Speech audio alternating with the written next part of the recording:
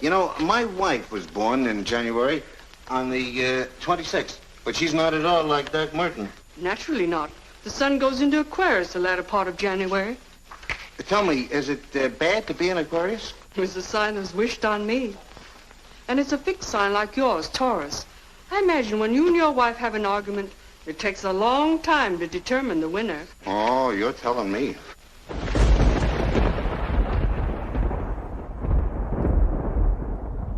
Hi, everybody.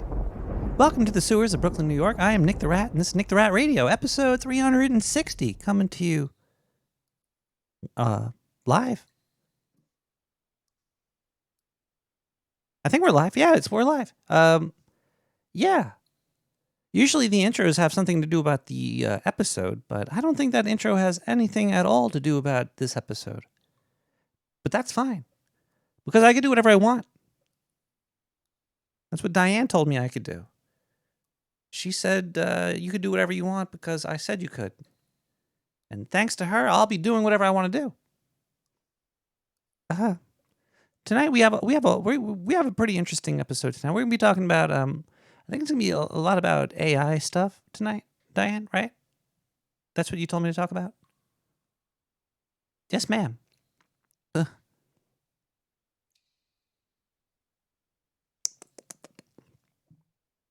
I'll go blind doing that? Doing what? It's no nut November, net. I'm not gonna go blind. I'm pretty safe. I think this little weed box thing is working over here again. Let me try my little weed box thing. Let's take a quick hit here to start the show up. You know, while I start to do this here, put an eye out. Well, that could happen, you know. You see a pretty lady like Diane, you get excited, boop, there goes your eye. Hold on 1 second here. Is this going to pop? Is this going to pop? Boop.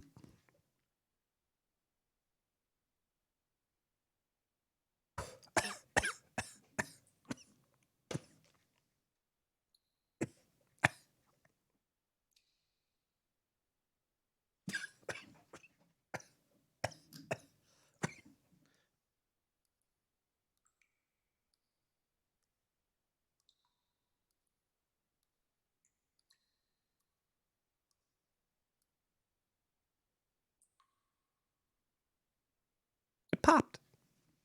It works. Let's get this out of here.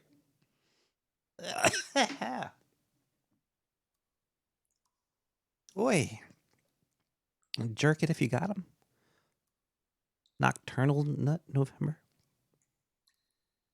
Don't you always have nocturnal? No, I'm not okay. I'm dying over here.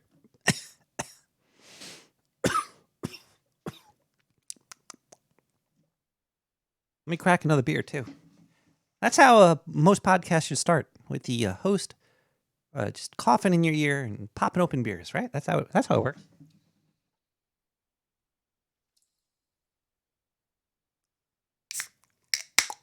I got some 6 points tonight.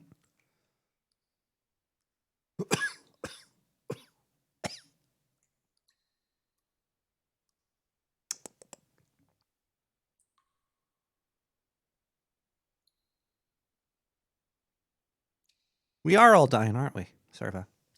I think everybody's sick. There's just some sickness in the air. Just eating away at everybody. Just rolling up into a big ball like the Katamari?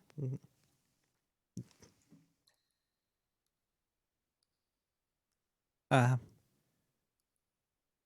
yeah, I was supposed to tell somebody a quick story about Ireland.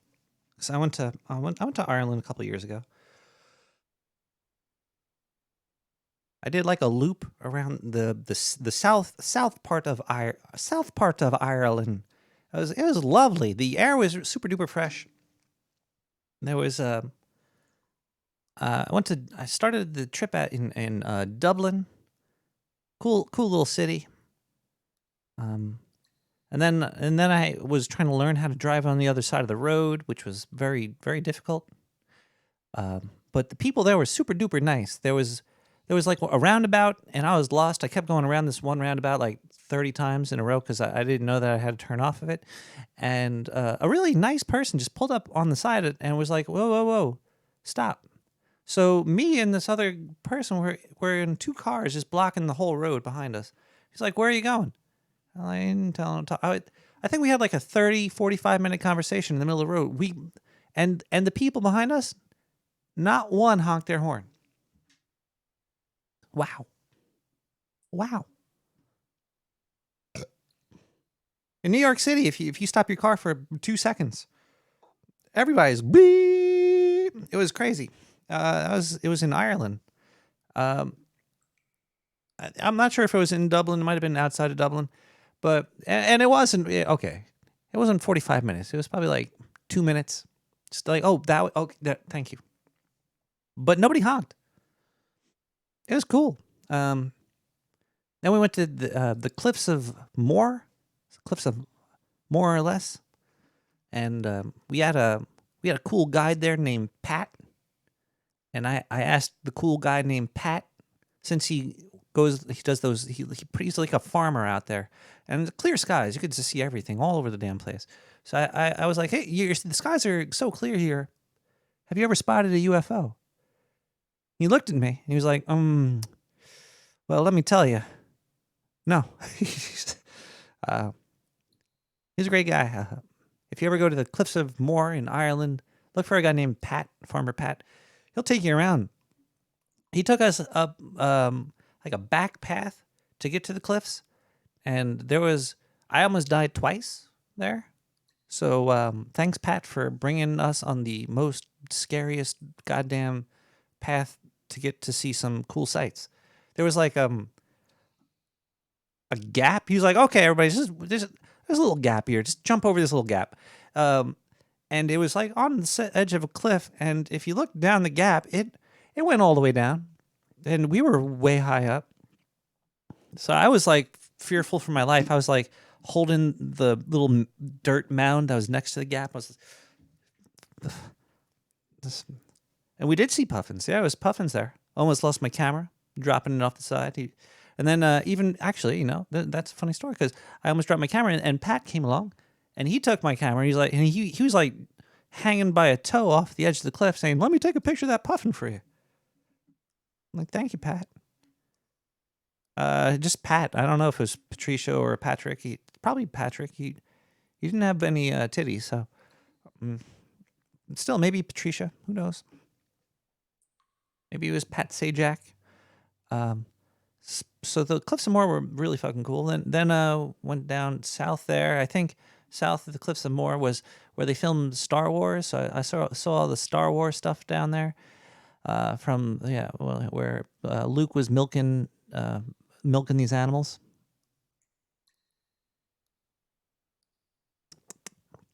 And yeah, I drank a ton of whiskey and Guinness, of course. Whiskey. And the people on the south part of Ireland don't like the people on the north side. I think there's like a war or something going on there. I don't know. I didn't really get into that. I was just drinking, having a good time. But yeah, it was a good time. Also, they don't accept tips down there. I remember this is a cool little story too.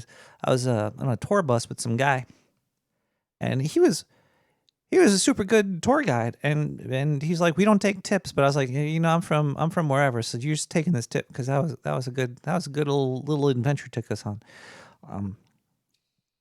So I stuck a 20 in his G-string. Well, anyway, okay, that's enough about Ireland. If you ever get a chance to go check it out. There's a lot of cool green stuff over there. A lot of bars and music. A lot of music. There's a lot of live music. It was really fun.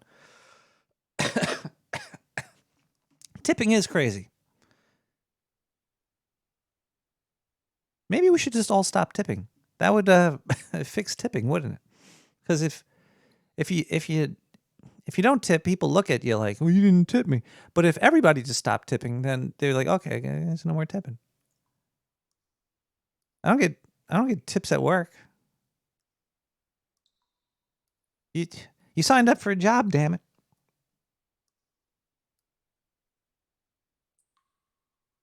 The only people you should strip are tippers.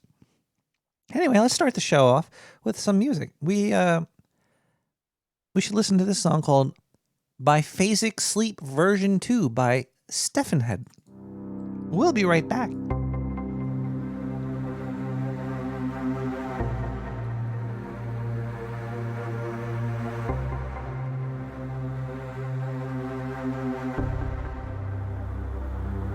Attention.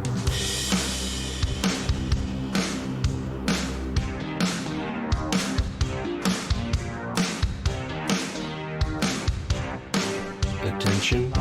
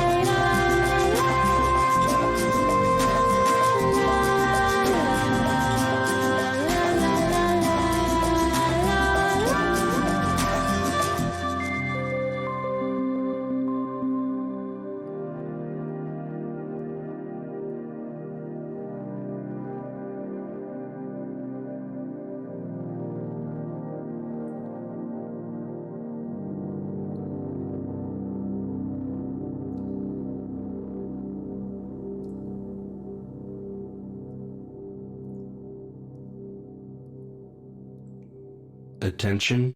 Whoa. Attention, everybody. Welcome back to Nick the Rat Radio. Tips do get taxed. How do you tax a tip? I'm sure. Maybe I should work just for tips. Like, don't give me any money.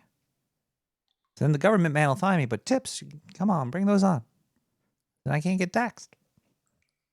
And the roads will fall apart. And all the people that live in dirty places will live longer.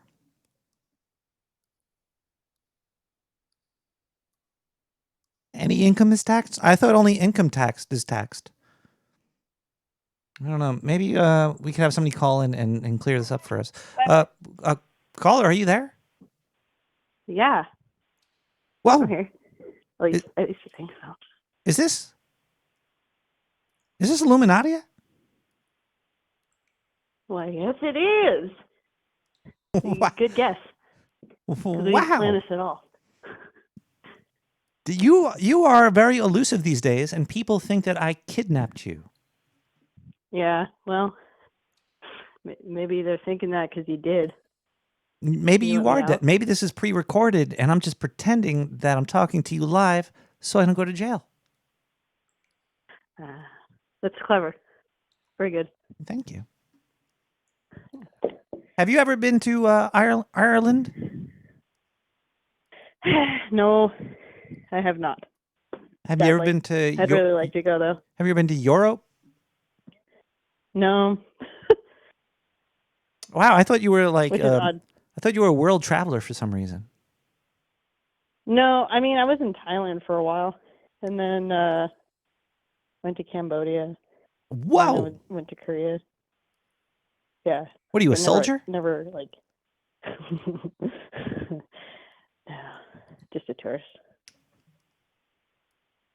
As long as you're not a tourist. Right.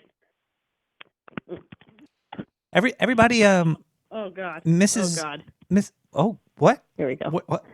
Sorry. Hey, this is No Nut November. Come on now. Well, it's all right.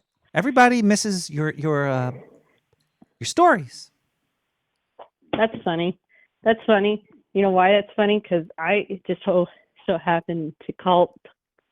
I just called in because I wanted to tell you a story. Wow. Yeah. This is like fate. It is a little bit like fate.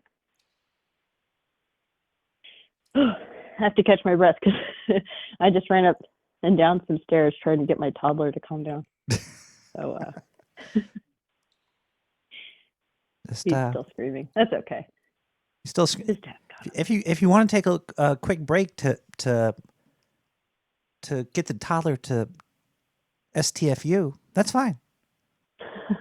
No, I'm good. He's good. He'll be okay. I'm actually just waiting for my my notes to open up here, so I'm just kind of trying to buy some time here. You want to talk about Rainn Wilson? Okay. He's very annoying. I think he's. Do you know who Rainn Wilson is? I have no idea. Have you ever heard of the show The Office? Oh yeah, of course. Have you ever heard of Dwight on The Office? Yeah. Okay, so that's who that is. Yeah, I think he's more annoying in real life than he is on that show. Oh, that's too bad. Yeah, That would be very annoying, wouldn't it? He wants. Oh, you want to hear a story now? Yeah. Okay, we'll talk about Rainn Wilson later. Let's hear a story. Here we go. Too bad there's not like some like epic background music. That's okay. Here we go. The story takes place in the land of 4 nations that were once united. Although some rivalry sprung up from time to time, the 4 societies lived in relative peace. The nations were divided by distinct geographical locations. One is a rocky fishing town known for their hardy, hardworking, and rugged sailors and fishermen. Deeply religious, they worship the sea goddess Leucothea, to whom they attributed their nation's founding and name 1,000 years ago. She saved the lives of a ship full of families and guided them to safety, to the shore of which they now reside. Thus, they call themselves the Leucothians. The second nation resides deep in a tropical rainforest. Rather than the belief in one deity, they believe that they are part of a larger ecosystem as a collective consciousness, which they call Ekta, which is also the name of their nation. Rather than gods, they have entities that were responsible for the oversight of certain things, but are limited in their power.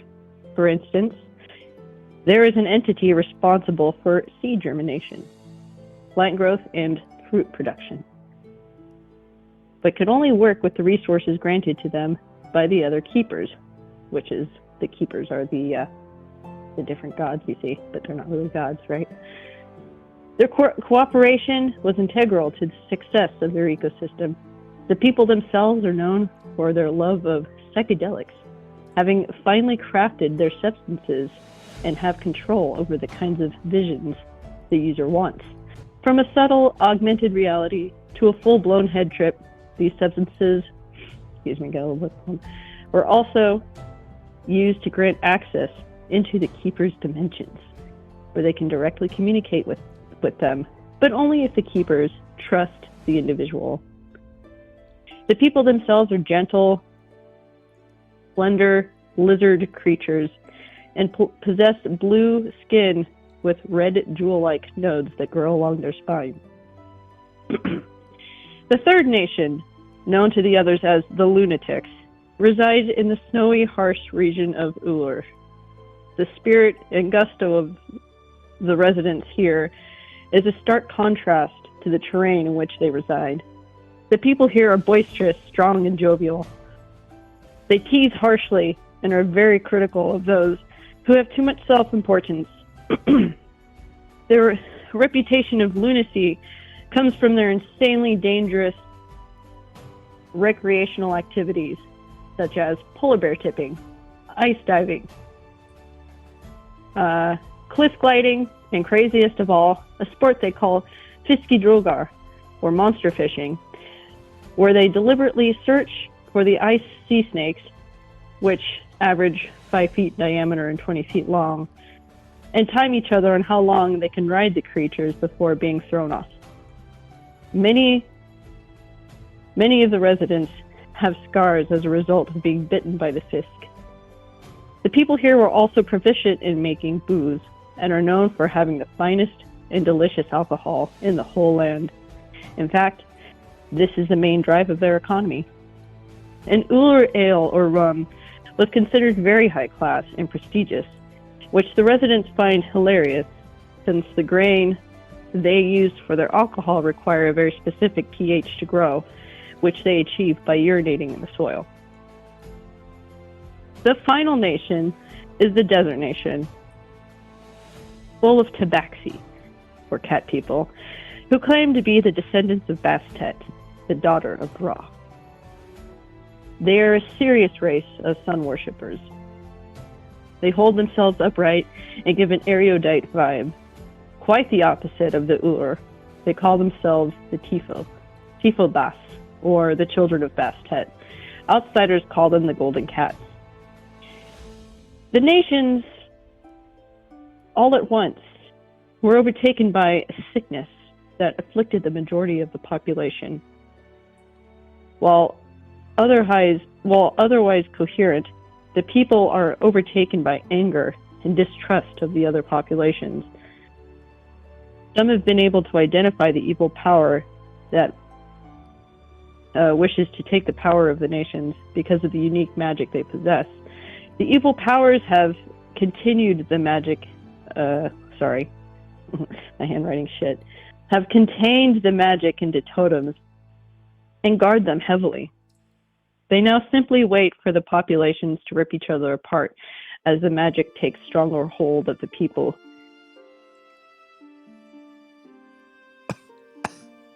The magic's A few taking hold. individuals. The magic's taking hold. Is the magic taking hold of you?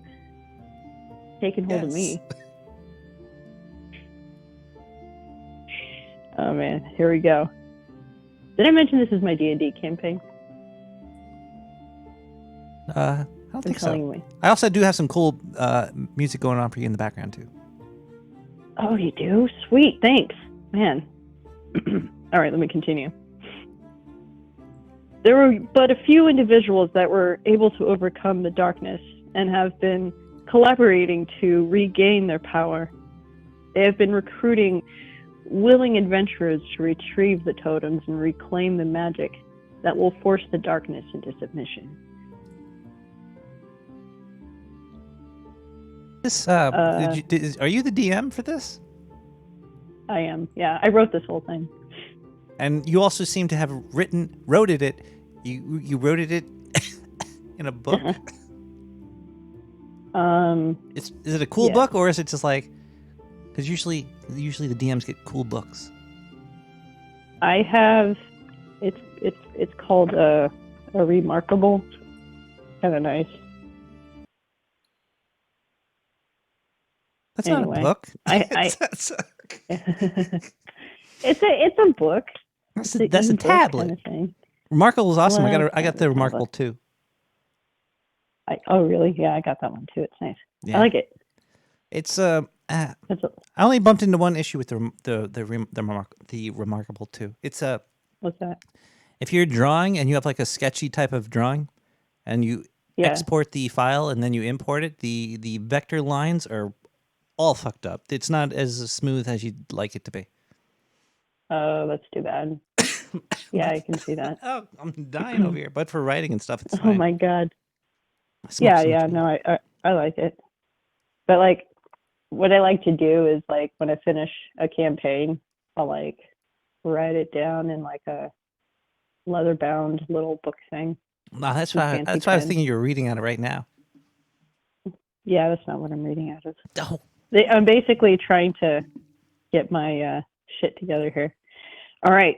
So, do you want to hear some more, or do you need to get more show done? Let's see here. No, we can listen to some more. Let me crank the music up. Go for it. I'm digging this.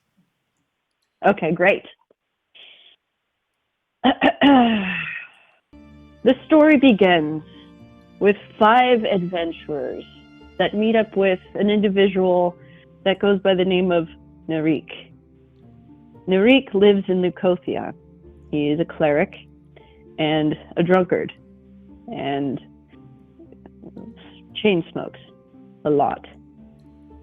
He unfortunately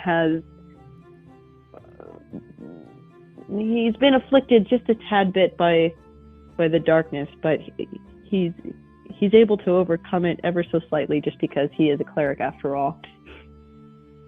He meets the 4 adventurers in a tavern. After his 6th beer, he slams down the bottle and he says, "Okay, this is what we're going to do. I get the feeling that this totem, it's in one of the chain islands off the coast of Lucasia. Now, this is going to require that we get a lutsu. Now, lutsu is a boat, and this boat is special because it's a fishing craft. And at the front of the boat are 2 eyes that are drawn on the front. They're supposed to be, they're supposed to ward off spirits. And this is a thing. This is a thing in Malta. So that's what it's based off of. Anyway, let me continue. We get into the lutsu. We're going to sail in the sea, and, well, I'm just going to keep looking for signs, and hopefully we'll run into that island. A paladin by the name of Chot looks up from his meal of a whole chicken and several large potatoes. He squints his eyes and he says, "Is that so? We're just going to go into the middle of the ocean and just hope that we find it." "Yes, that's it. You can go home if you want," says Narik. Chot looked back down at his chicken. Just so happens that Chot was a failed paladin. Though he was technically a paladin and he did go through school, he was a very large and clumsy red-haired orc. He did not get along with people, and nobody wanted to go on adventures with him. So he was stuck here with Narik, with a chicken, not really sure where they're about to go. But the chicken was good. So he said, "All right, I'll go into the middle of the ocean and not find anything with you. How does that sound?" Narik lit a cigarette. He looked Chot straight in the eye and he said, "That sounds great. I'm so glad that you're coming with me. Great." The rest of the party sat silently, also eating chicken. "Well, is there anything else that you can tell us?" said a monk by the name of Carter Wall. "Well," he said, "all I know is that really most of the time with totems, you have to destroy them. Right?" Carter Wall looks at him and says, "Yeah. Right." This was his first adventure and he actually did not know. "Well," he said, "there's got to be some kind of magic or some kind of spell that will destroy it, because I assume you can't just hit it with a hammer." "Sure," said Carlo. "That sounds great." As they continued to discuss, all of a sudden, a very angry woman burst into the tavern. "Tariq!" she called. "What is it, woman?" he called back. "I'm eating, I'm drinking, what do you want?" "Narik, get out here right now," she said. She grabs Narik by the arm and started dragging him out of the tavern. Narik was too drunk to fight that hard, so he just gave up and let him drag her outside. "Narik, do you smell this?" What are you talking? "Oh, yeah, oh God, what is that smell?" "Narik, You take care of that right now. What, am I a garbage man? It's not garbage, Narik. There's some kind of dark magic. It stinks. It fucking stinks. Take care of it. Okay, well... Hold on. Narik walks back into the tavern. Okay, I have a first task for you. Sorry. This isn't funny. Adventure. This is D&D stuff right here. Man, these people are lucky. You DM for them? Oh, I already asked that, and you said yeah. Yeah. It's all right. It's all right. I have a first task for you. The five travelers, the adventurers, all look at each other, and Chot speaks up. He says, "What is it, fine sir?" Well, there is a stink, and I need you to find it, and I need you to take care of it.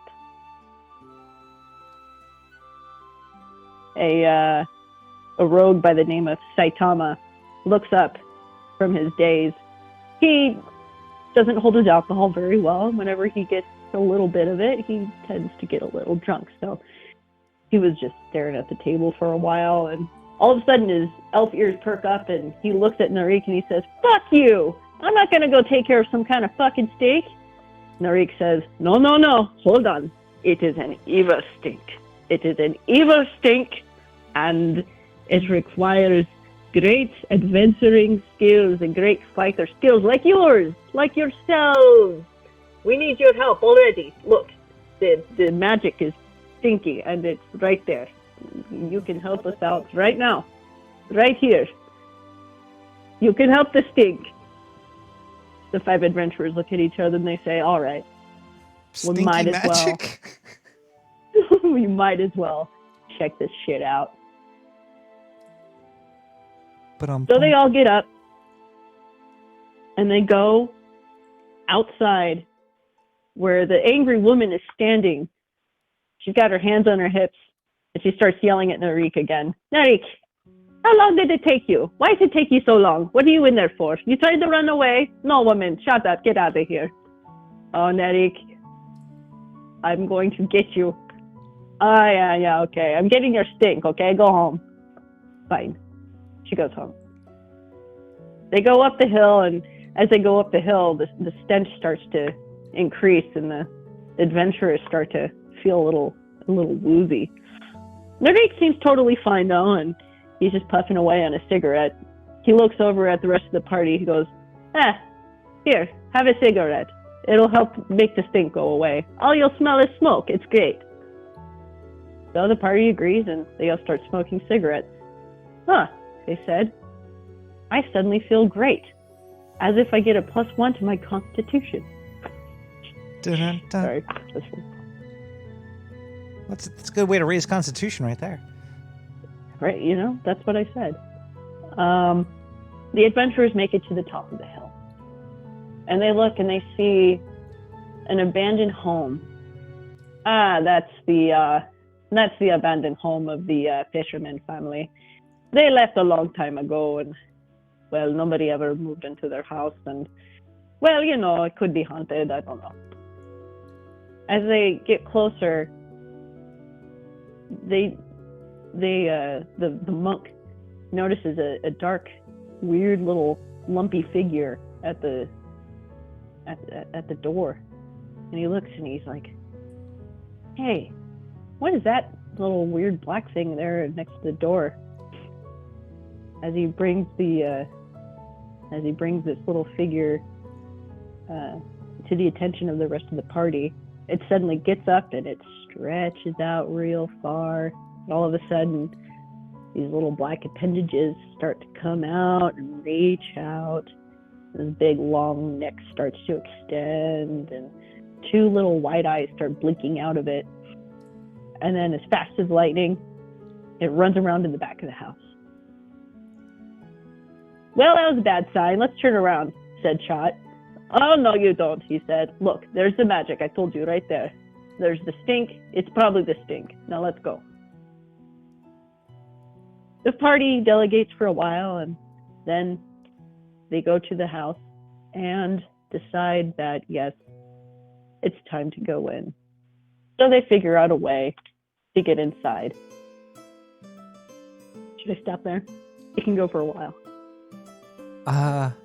Yeah, let's stop it there, and we could pick that up. Definitely, any other. This is great. I love little D&D stories like this. That's.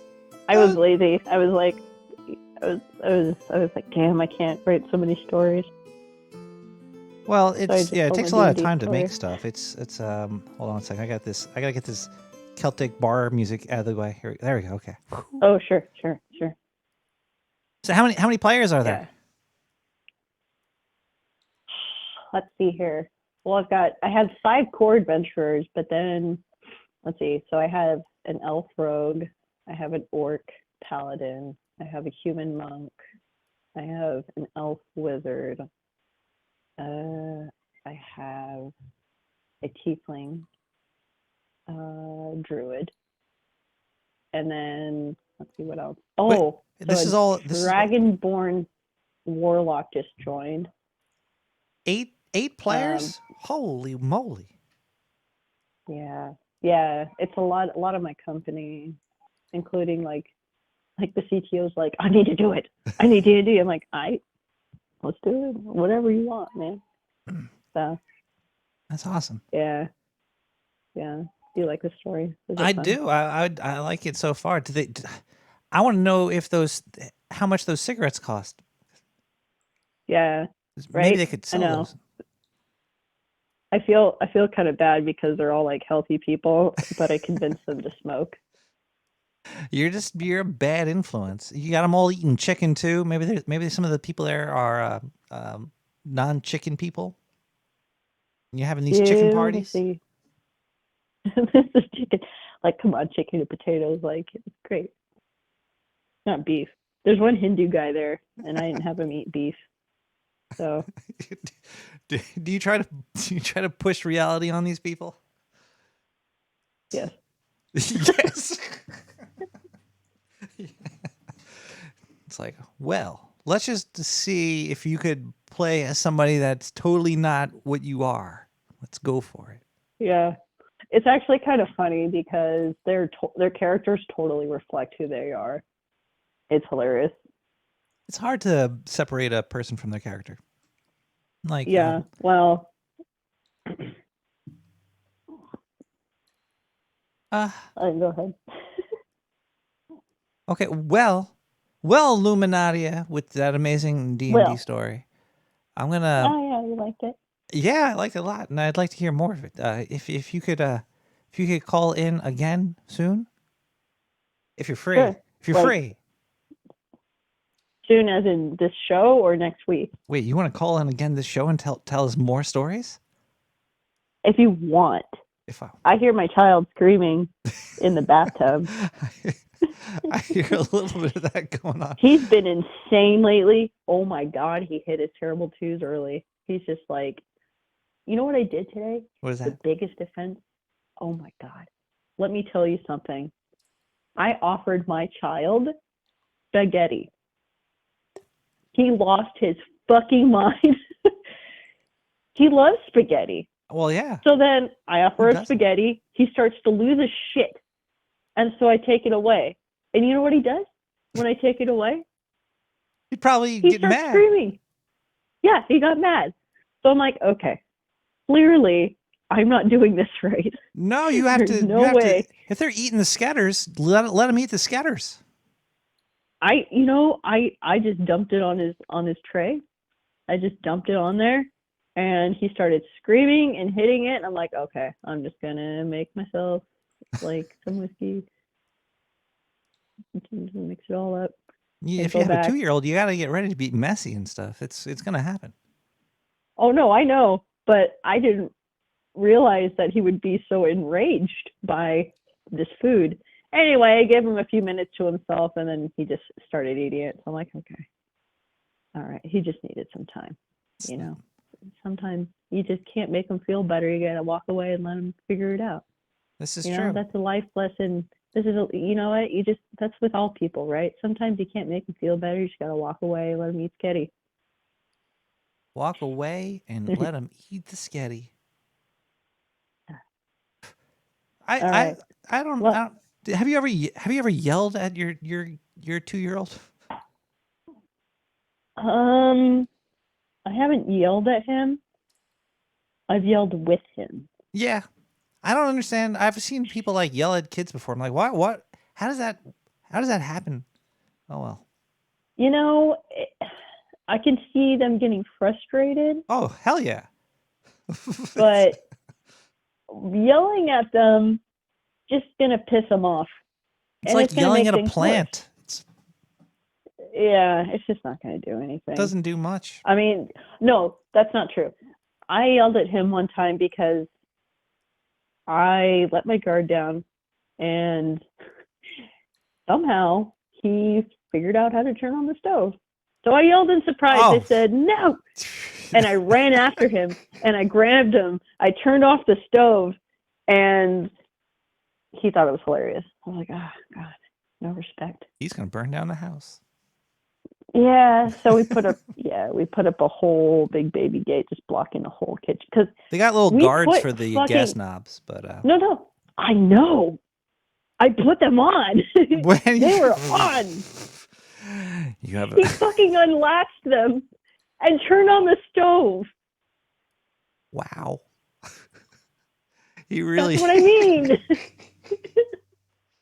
This child, I'm like, okay, these things fucking suck. Like, we need to get some different ones. But no, he figured it. He was just like, tick, tick, tick, tick. Because I thought that's why I just kind of like left him alone. I'm like, everything's baby proofed, right? Nope. Click. I'm like, oh, what? So, I hope you don't own any guns. Or if you do, I hope they're high up. They're high up. They're in a safe. The ammo's What kind stored separately. What kind of guns do you have?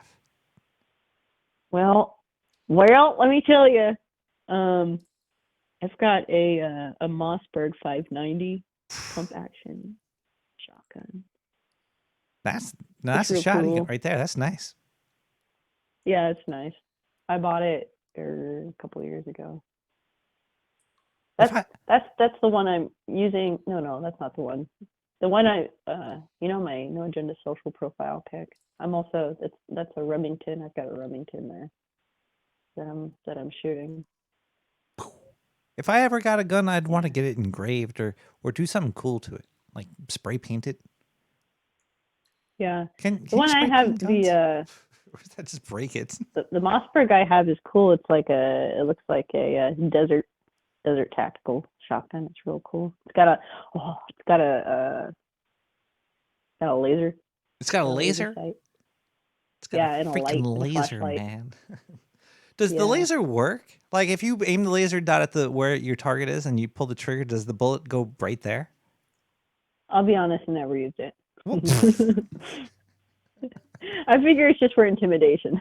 it's for I don't cool fucking use it. effects. It's always too bright out. Like, I don't need a laser. I don't know. Oh, that's true. You can't even use it if it's laid out. Yeah. And it's like, what the fuck the laser going to do? It scatters.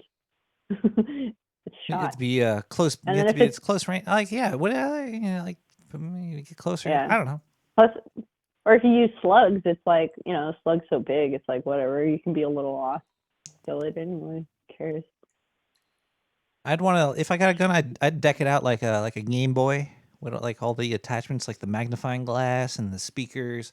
I'd strap everything on there. That would be amazing. Oh, we should totally do that.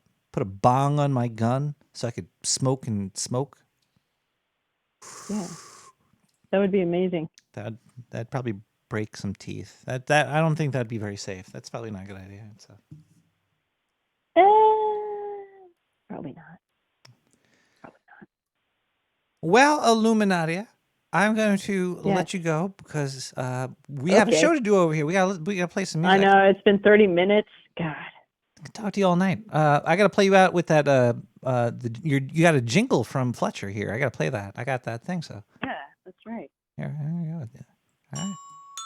I don't know if you could hear this. Probably. Settle down and listen up for story time. Oh, it's I hear it. settled With a girl down. whose It's time name for is kind of hard story to time. rhyme. It's da-da-da, Scooby-Doo, da-da-da, We all know her as Illuminati. Man, that's a, Illuminati. I heard he's doing like a Story time with Illuminati. like a bluegrass thing on No Agenda Stream. Dude, that's great. I gotta hear that. I love bluegrass. I wonder if Fletcher's doing.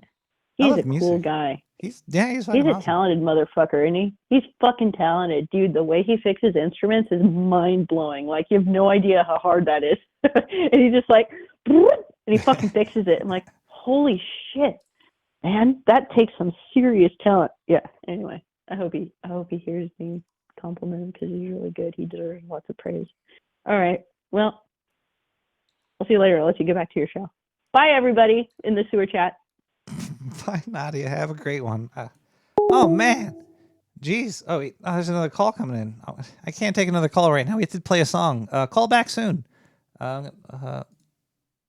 Sorry, caller. We're gonna listen to some more music right now because we have to move along. We got "Dreamer" by Love Light Club.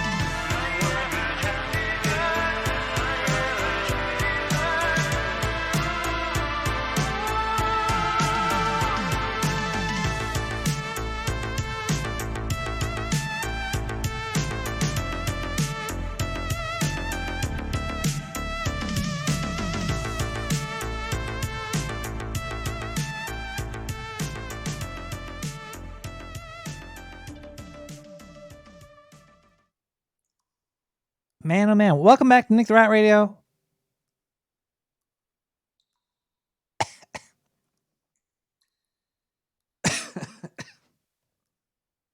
I got the long COVID. I might die soon. So enjoy these episodes while you can. Wouldn't that be tragic as fuck?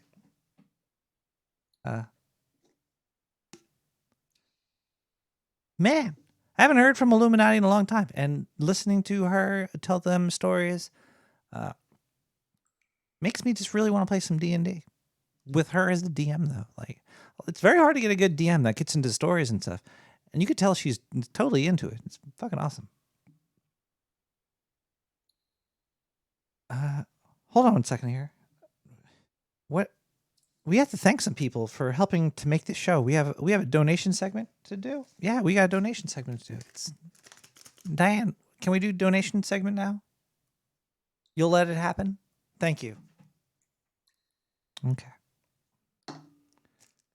Nick the Rat Radio, P.O. Box 90549, Brooklyn, New York, 11209 is where you could send stuff. I got one letter. I think my voice is changing. This, maybe I'm hitting puberty. Let's see what's in this letter here.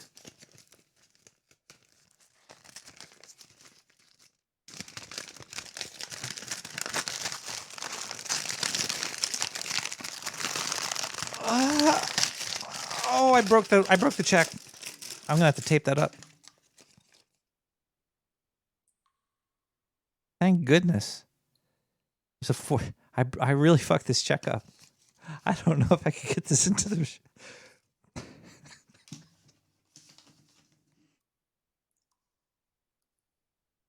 Sir Mike Roch, PhD. When I think about you, I shit myself.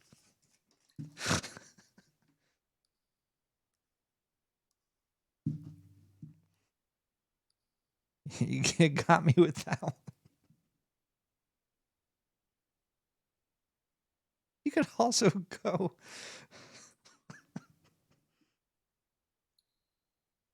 to nickthered.com, click on donate. You could donate there using Satan's PayPal, I guess. Hold on one second here. I gotta pull up the old PayPal account here. I have to go really far back. Oh, there's the invite from Trey from Philly. He invited me to that thing. I barely leave the sewer at all. I can't just pick up and go to Philadelphia on a Friday. Maybe if I was not hitting puberty right now, but let's see here. Did I read this donation? Oh man, yeah, last week, Lavish sent 2020. Thank you so much for that one. We have, what else do we got here? We got another donation here. We have LB with 420. I think LB, this might be, okay, I'm not going to dox somebody, but I'm going to cheers somebody.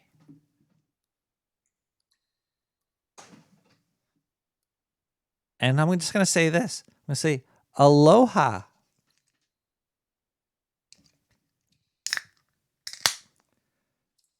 Have a good night, Illuminati. And aloha to LB. Cheers. We have IC with 420. IC 420. Thank you so much, IC. IC's been around for a long time. And after IC is always this other donation from, I think, KR. Let's see if this next one's from KR. I'm just guessing it is. Damn. If I was on that Memory Game TV show, I would win at least second place. But on TV shows, they only care about first place. Anyway, KR, 420. Cheers. In the sewer to Junta in the sewer chat. Also, if you if you want to join the chat room and say goodbye to me before I pass away from whatever's living in my lungs right now, you know what? I'll make it a doctor's appointment. I'll do it. I'll go there, and he's gonna stick things up my. KR, thank you so much for the 420.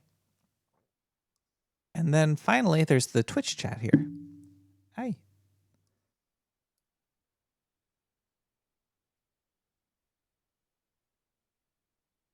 Where's the tit chat? The Twitch chat here. Twitch, you could also donate via Twitch. Not Elon. Jeff Zuckerberg. Jeff. What is Zuckerberg's? I'm starting to blend their names together. Jeff Bezos, not Mark Bezos. There we go. Said don't buy anything because the economy's going down the tubes. But if you subscribe to Prime, you can go to Prime and click subscribe, and I'll get a free $2 a month from you. Pardon me. We'll be right back. Diane, if I die, will you at least play the crime scene by Florigen? Thank you. Do that for me. Oh boy, bye.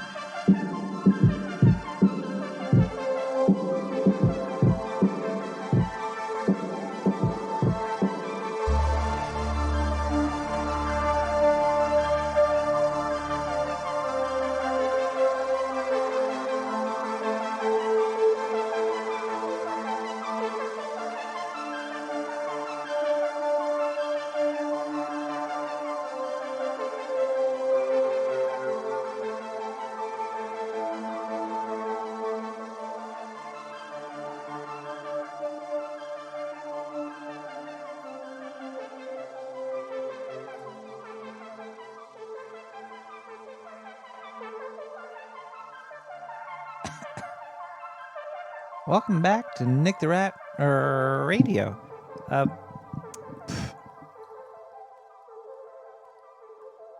just want to talk about Wilson for a second. He changed his name to Rainfall Heatwave Extreme Winter Wilson. Now we know that's not. We know that's not. Caller, is this Rainfall Heatwave Extreme Winter Wilson? No, it's just me, Stillwater. Ah, see, that's like a 2-syllable name. That's fine.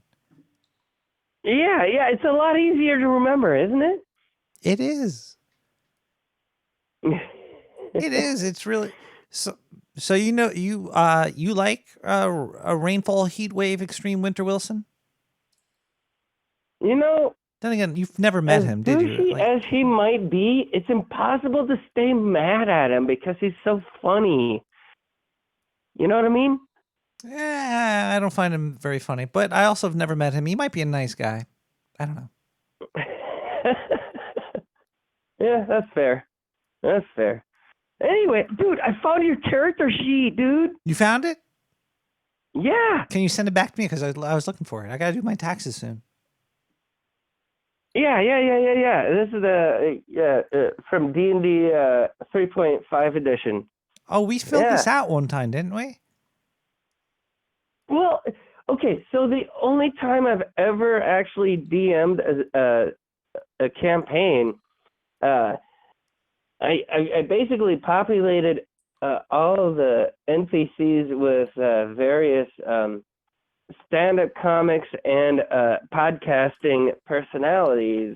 I made it in the loop. And for not only that, you were the player's favorite character, and everyone kept gravitating towards Nick the Rat rather than people like Bill Burr or John Hodgman or Who's gonna get you high and have fun with you? Nick the Rat will. Exactly, dude. That's what they clung on to. You're exactly right.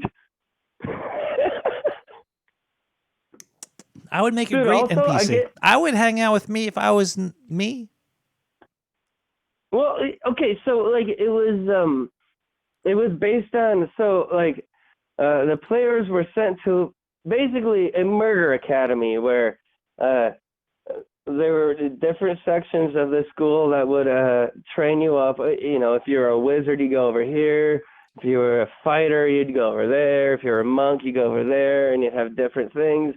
But all of them decided to ignore all of that and go straight into the sewers to visit Nick the Rat. Sewer chat for the win. Hell yeah, dude! It was delightful to watch unfold. It was great.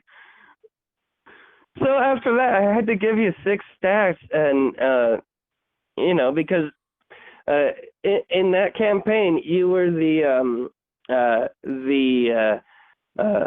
professor of lockpicking and pickpocketing and traversing the sewers. And I remember the speech that I gave to the incoming class members via you. It was we have very strict rules. We're not allowed to leave here, and we're not allowed to leave the campus grounds at any cost. So our first assignment is we're gonna break out of here, and we're gonna break into Lady Gaga's mansion, and we're gonna steal all her mail. And for some reason, that hooked all of the players. They were all in on that. They stopped giving a fuck about any of the main quests. They were like, we need to steal all the mail for Nick the Rat. From Lady Gaga. She's got a lot of mail, too. Yeah. Yeah, do you want to know some of your stats here? Sure. Hit me up with my stats. Okay, so Yeah, all right. So you have 12 levels as a rogue and 2 levels as an assassin. Ooh. Oh, right. Oh, and that comes with some abilities. All right, so your strength is only 10, but your dex is 20, your con is 14, your intelligence is 16, your wisdom is 12, and your charisma is 12. Although in real life, I think your charisma is more like 16 to 18. You should probably switch my dex and my charisma. And then... Yeah, I agree. I agree. Dude, but you also have you had a special heavy crossbow, with an attachable sniper scope. Ooh. That gave you a +3 to crit range and +8 to attack. Did it have a laser sight on it?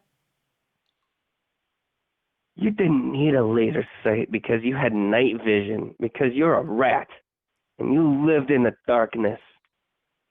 Caller, do you own a gun? No, I do not own a gun. Have you ever? But I have shot a lot of guns. Have you ever fired a gun with a laser on it? I haven't shot one with a laser on it, but honestly, it's because you don't really need a laser on a gun. If you've played Duck Hunt on the NES before, you know how to shoot a gun. But the laser helps. So you know where on the duck you're shooting. It's if you're going for that precision. I would imagine. All you got to do is look through the sights. Yeah, but it's that simple.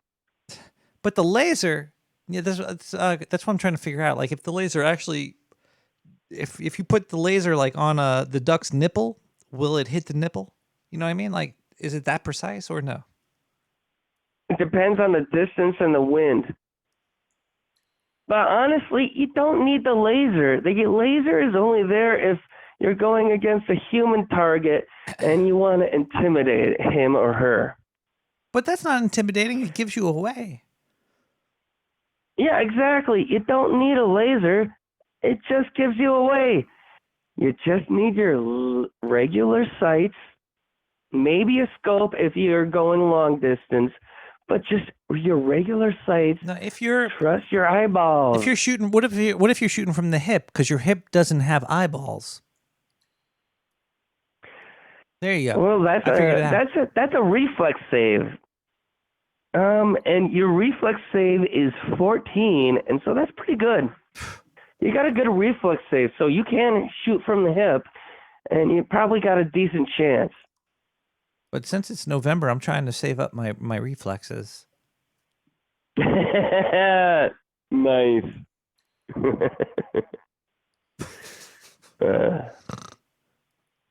Well, anyway, how you doing, bud? I haven't talked to you for a while. No, it's been a while. Yeah, I'm still congested. I still am phlegming up a lot for like it's been like a month of just phlegm. Yeah, I've been phlegming up too. And when I was a kid, there was a doctor that told me, hey, all right, if you're coughing up phlegm and it's green, then you're infected and probably contagious. If it's yellow, you're starting to get over it, but you're still infected, but you're not as infectious. And then when it's running clear, then you're getting to the end of it. What if it's the colors of the LGBTQTYVTPQFST flag?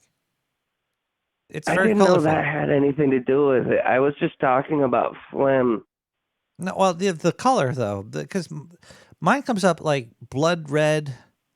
Ooh, oh, Nick the Rat, you might need to see a doctor about that one. It's been pretty clear, but it's just a lot of phlegm. Just a lot of. Yeah, I've been getting a lot of phlegm lately too. Well, phlegm. And I did a huge pivot in my career. I've given up on kitchens and I'm working construction, and I'm gonna start plumbing soon too. But then I got sick. You can probably hear it in my voice. It's kind of scratchy and sounds a little bit different, but yeah. I don't think I talked about. I changed a sink head recently. That shit was hard. Did you really? Yeah, I did. Nice. That shit was it took 3 days for me to do it. 3 days? It had three stoned. Nick the Rat, I thought that should take you less than 3 hours. Well, I had to get the right tools. You know? I had to get the right tools. Oh, okay. It is harder to get the right tools. I was starting off with. Yeah. I started off with one wrench. Okay. And then I had to buy one more wrench because there was like a nut that you couldn't get to because it was fucking high up there. Mm-hmm. And like tight. You had to get. It was $30. I had to spend $30 for a tool I'm going to use once. But you might use it again. And maybe like I 10 mean, think years. about it. Another thing might break down, or a neighbor of yours might have something that breaks down, and guess what? You got the tool. It's And not I know a how to waste. use it now too.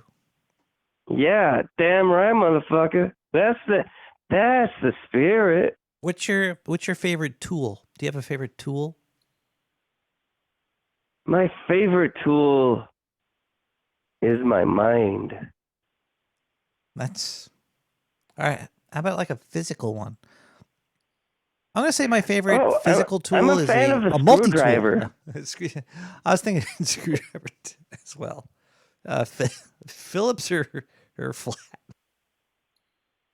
Yeah, I got a screwdriver that has like the head can pop out, and then that part, it can pop out on both ends, and so there's a large flathead and a small flathead, and a large Phillips and a small Phillips, and it has been really great for just about anything that you need a screwdriver for.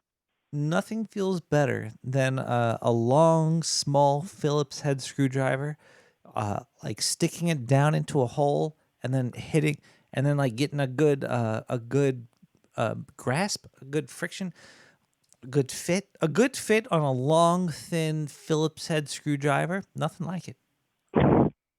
Nothing like it. Nothing like it. It kind of like pops into place. You can't see anything, but you feel it. It's magical. It is, yeah. Yeah. Did you know that you're dual wielding a short sword and a dagger? And they're both +1 magical weapons, so it means that you can attack ghosts with it and still deal damage. Why I can attack Really? Ghosts Yeah. can be hit with weapons?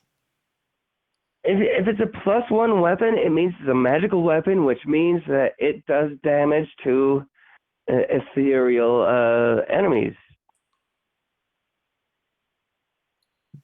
Oh, I'm thinking about The Witcher, where you need like a silver weapon. Oh, I'm talking about D&D, actually. No, yeah. Oh, yeah. But it Yeah. just seems weird that I'm you could still hit a looking ghost at your with character sheet. Can you hit a ghost with a bow or a stick? It depends on the bow and the stick. Dude, you have a +20 to appraise? That means you can look at a gem and appraise how valuable it is. I'm pretty good without with even trying.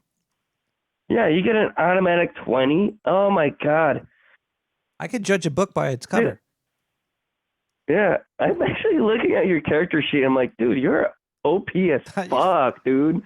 No wonder these players liked you. Wait, what's my height? Your height? Do I have a height? Is that on here? Hang on. Okay.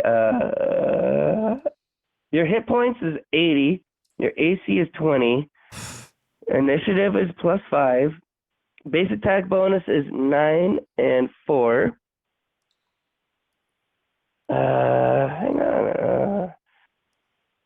I didn't have the cosmetics on there.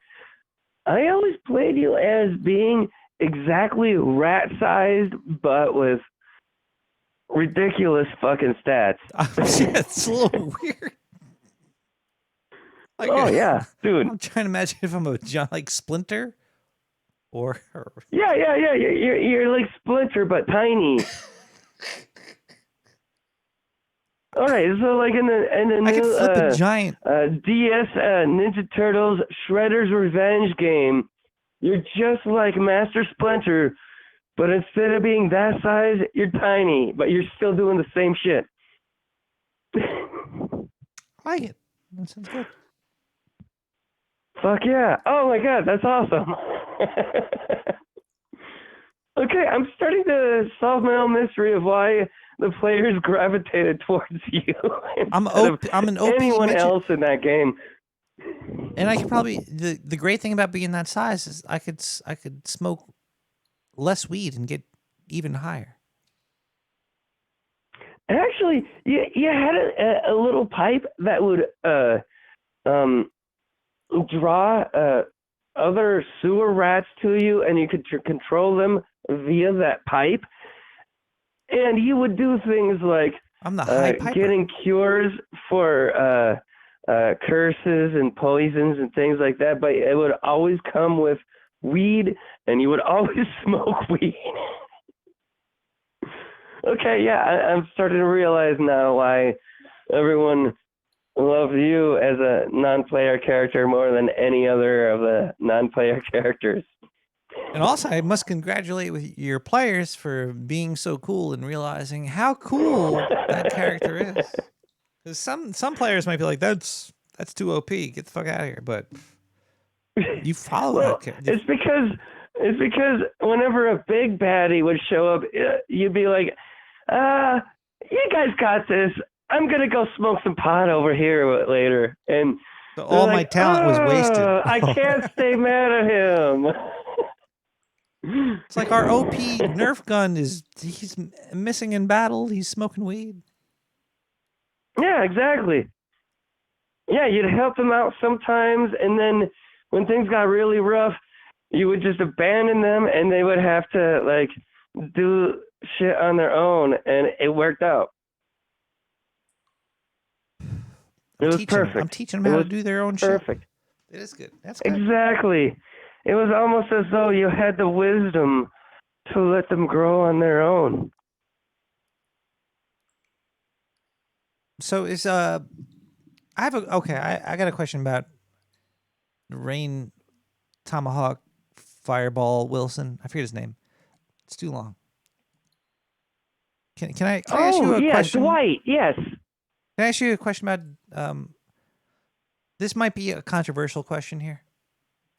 Go for it. What is your opinion about veganism? Okay. So my brother married a vegan, and because of that, my I saw that niece movie. That was a great movie. is a vegan, whether she wants to or not. And that means that when she starts to get to 14 or 15 years old, it'll be on me to sneak some meat her way. What?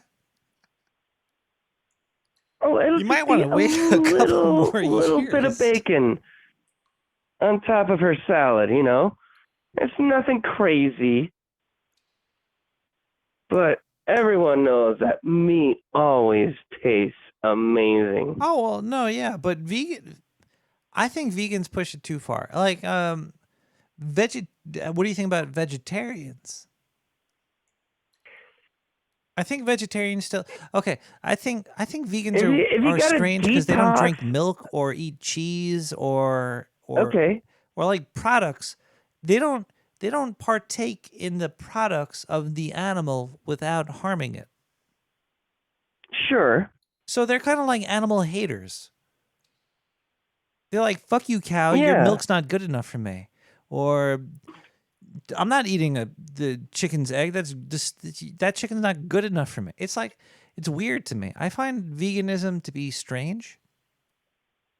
And that's And natural. And okay, so but I out don't here in think South Dakota, vegetarians are strange. I don't think eating the meat of the animal is weird. I actually wait. No, I think eating the meat of the animal is a little weird, but eating the product of the animal, I think I think that's well, and pushing. Yeah. so I have I guess it's weird too. You're eating gotten to know a eggs. lot of ranchers. Out here in South Dakota, there's a lot of cattle ranchers, and you know what they do? What they They do? bend over backwards to make sure that all of their cattle have the happiest and most comfortable lives that they can. And they truly do love all of their animals No, because if they're happy and healthy, that makes for the best meat. I'm not against people that eat meat. I'm just talking personally. I do not partake in meat anymore because I just can't see doing that. But I see eating their byproduct. Fine. I'm like, hey, I'll suck on a cow's tit while he's alive. But if he's dead, I'm not. Well, what about the cow that has gone through her life, and then at the very end of it, dies peacefully and happily? Yeah. And the rancher is like, well, no, that's there's actually still you don't meat want here. you want to kill it before it dies. You don't want to eat like dead meat. Well, yeah, I was gonna get to that in a minute, but thanks for stepping on my punchline. Well, I'm so sorry about that, but Dwight from The Office, how annoying is this? He's an aspiring vegan. Is that worse than being a vegan? Well, I think he might be doing a bit. Oh, you think that because there's no such thing as an aspiring vegan. You're either a vegan or you're not. You either stick to just vegetables and fruits, or you also drink milk and eat meat. But then he also changed his There's name really to no in between. whatever he changed. If you're an aspiring vegan, it means that you're eating fruits and vegetables, and then you break down at the end of the day and you drink a glass of milk and eat a fucking burger. You know? Yeah, I guess. Well, yeah.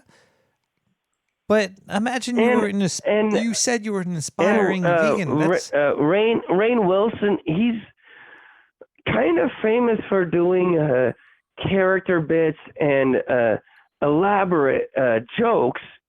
And so I think he might be doing a bit. But the thing is, it's not funny. It doesn't always land. You're right. But you like him? Oh, I like him, but I know that this joke is not landing very well. Do you think the name joke is landing well? His character on The Office was great. I'm not saying he wasn't. Dwight. Oh wasn't yeah, funny. yeah. His character on The Office was great. And I thought that he's a good actor. He's a very good actor. But I don't think his.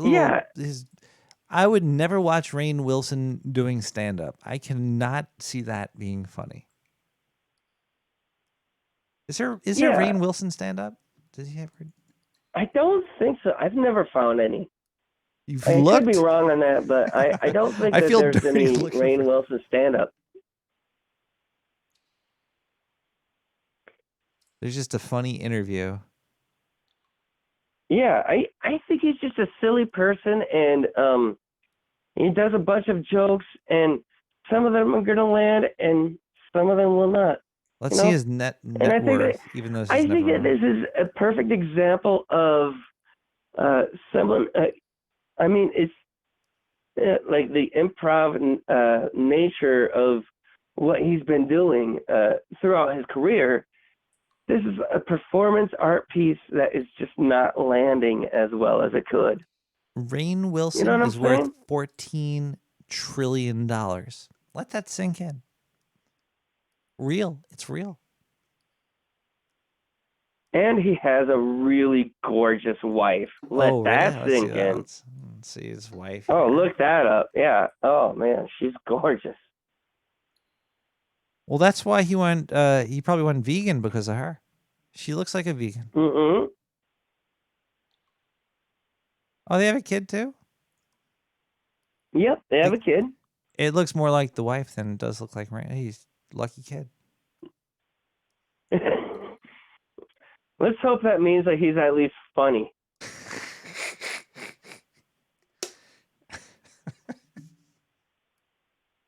Holy shit. Stillwater. Yeah. What's up, bud?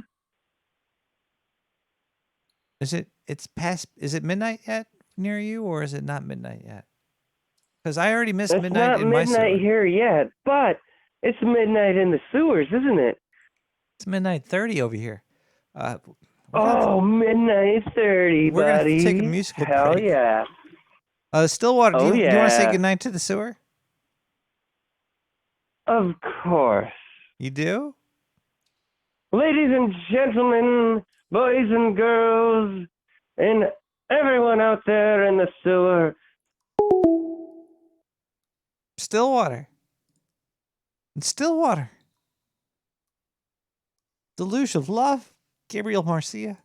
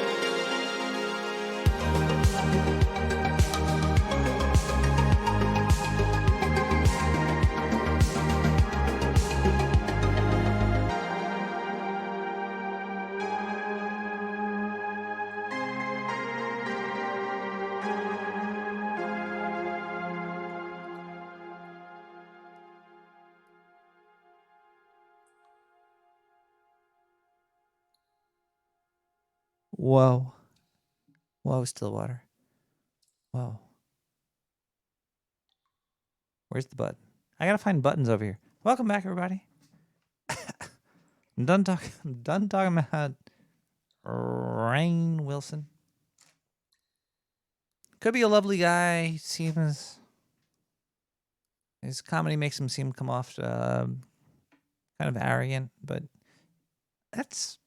I'm being arrogant by even saying that. So, Nick the Rat, know your role, brother. Chillax.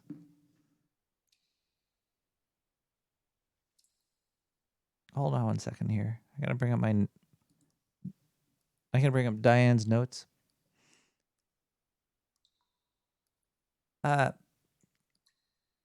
Oh boy, I don't want to talk about this because it's so disturbing. It's a very disturbing topic for me.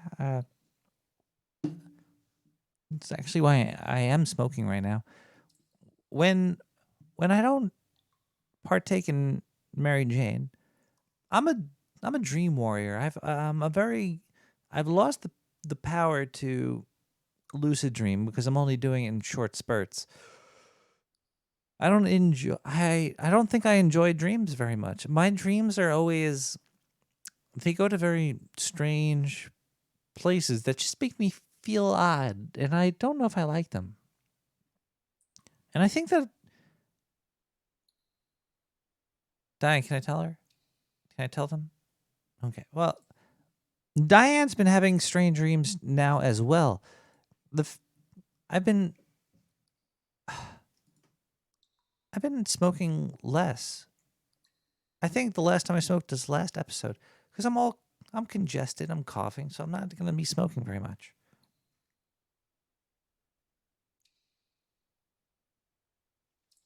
And because of this, my dreams are coming back, and my dreams are just fucking. They put me in extreme situations where bad stuff usually happens, or really good situations where good stuff happens. But they're very vivid, and then I'm like, wow, I just lived through something that I really miss, or I just lived through something that I really don't miss. But it's a very extreme feeling because the dreams. Me and Diane were okay. Check this dream out. I had a dream that Diane was with me, and she's being chased by a giant wasp. And then Zendu shows up, and he's cooking. I'm in a house for some reason. Zendu's cooking up some, I think, eggs, some chopped cheese, he's holding a big butcher's knife. And I'm like, I'm trying to protect Diane because I'm like, Diane, no, don't hurt Diane. And then Diane's like, oh, Zendu chops those bastards up all the time. And then Zendu takes a swing at the wasp, but he misses. And I see in very detailed graphic stuff of the butcher knife going into his leg. It was a very disturbing dream. And when I woke up, there was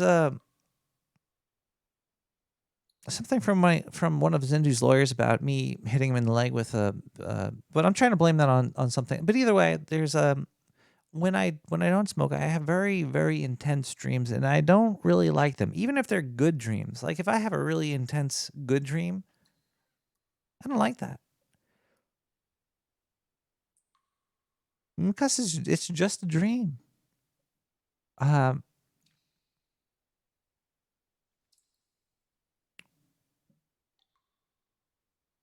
But all this like marijuana is becoming more popular these days. Not popular, but more free to smoke, and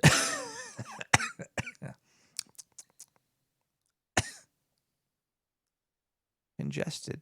Let's smoke some more weed to stop the dreams. Wednesday is my have fun night.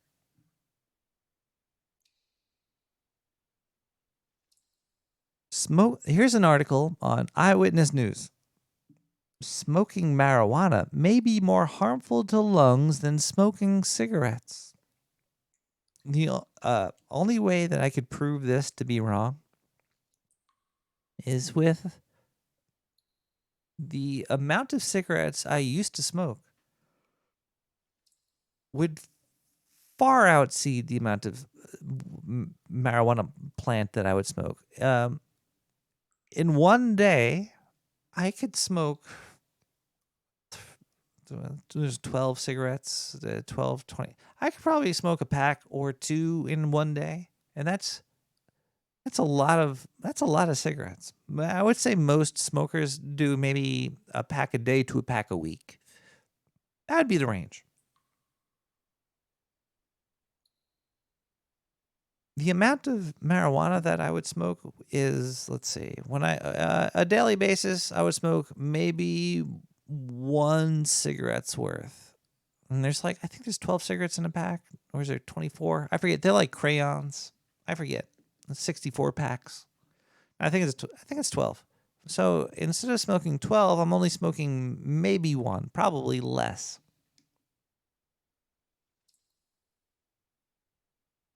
And that's the only reason why I think smoking weed is safer than smoking cigarettes, because you're doing a 12th the amount you're going to smoke. Normally, maybe, possibly, maybe some people smoke more, but that's depends on the smoker. If you're smoking the 64 pack or the 2 blunts a day, whatever. Let's read this article and see how much bullshit we could find in it. Yeah, putting anything into your lungs other than air. Actually, putting lungs into your air is harmful. Oxygen is the reason that you die, because it rusts your cells. If you didn't breathe air, you'd live longer. If there was no oxygen, either way, we're all going to go someday. Let's see. Let's read this article and see how they try to push science on you. And let's see how little science we find.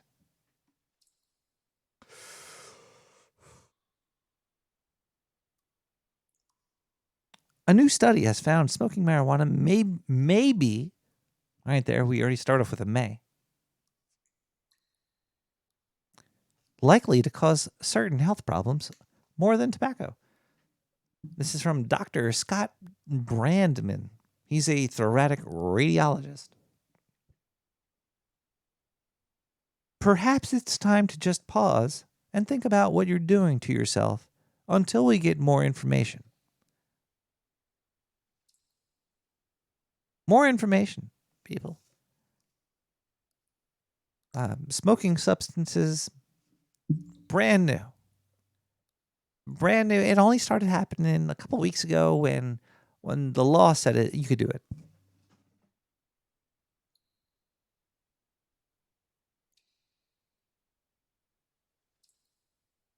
All right, let's see here. The study was doing, it was like non-smokers, smokers who got emphysema and et cetera, et cetera. Okay. Marijuana smoke not only damages the airways in the lungs, but it's actually making holes in it, Brandman explains.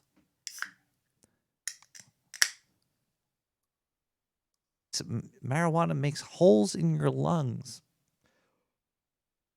We're seeing for the first time these holes being created in the lung. We're seeing, what does this even mean? We're seeing for the first time these holes being created in the lung. That is going to be irreversible damage for these people. We're seeing for the first time. Because, what? I gotta look up Dr. Scott Brandman. Maybe he works for a tobacco brand.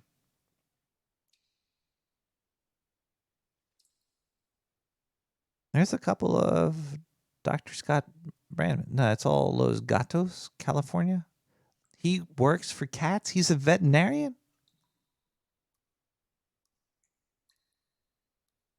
In 2005.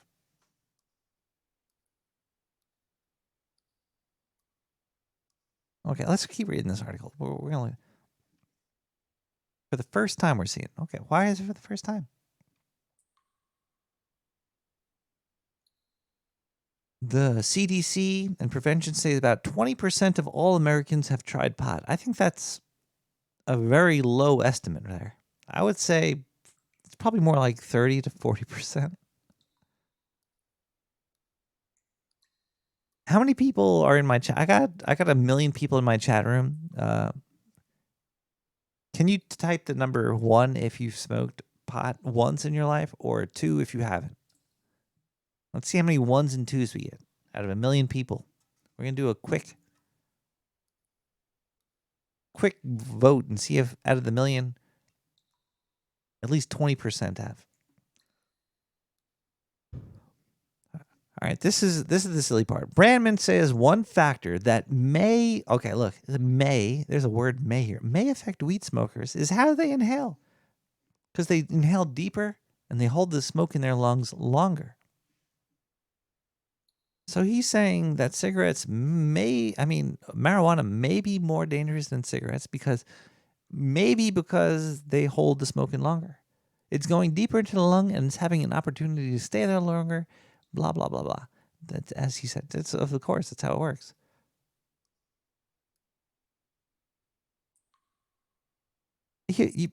Tobacco is also filtered, but marijuana smoke is not.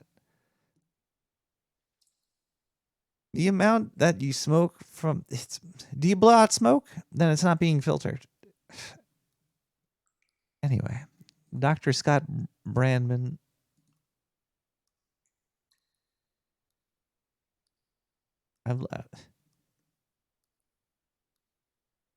Good luck with your research. Let's listen to a voicemail.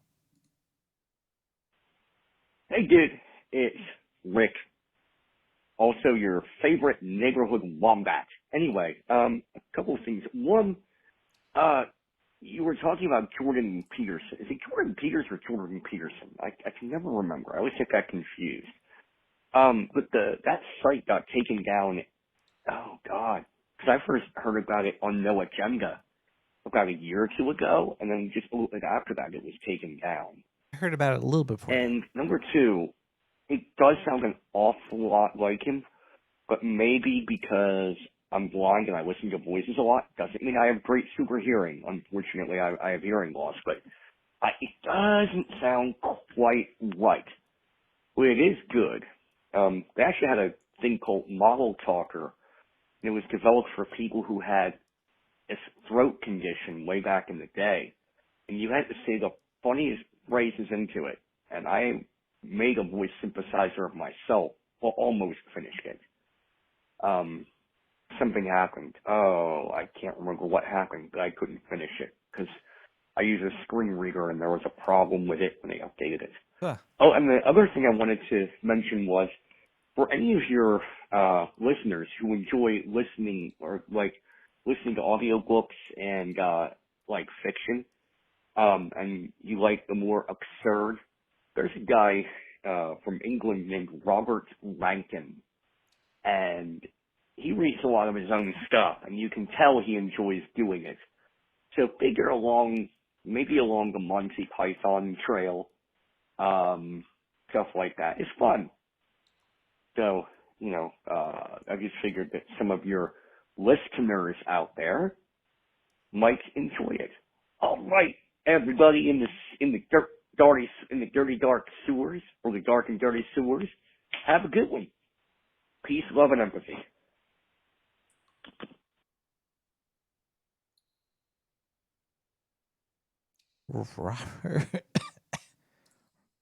Robert Rankin, Rankin. I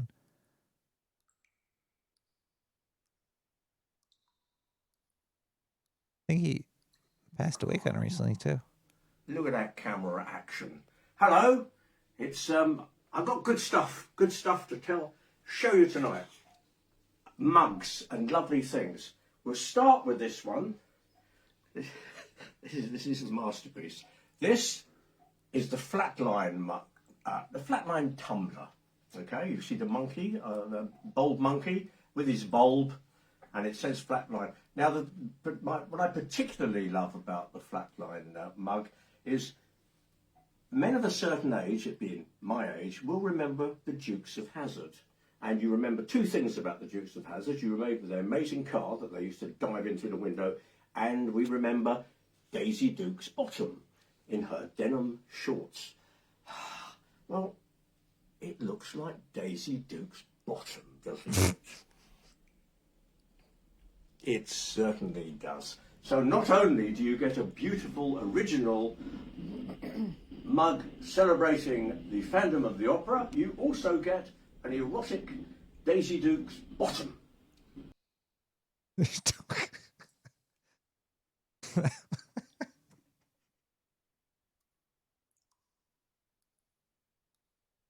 I'd rather listen to him than Jordan Peterson read me a book, for sure. I don't know if that's the right guy, but it might have been. It could have been the dude. Oh man, this next song we're gonna listen to is called "Hurt Money Winter." I think it should be called "Herb Money Winter." It sounds like he's saying "herb." This is by Trip.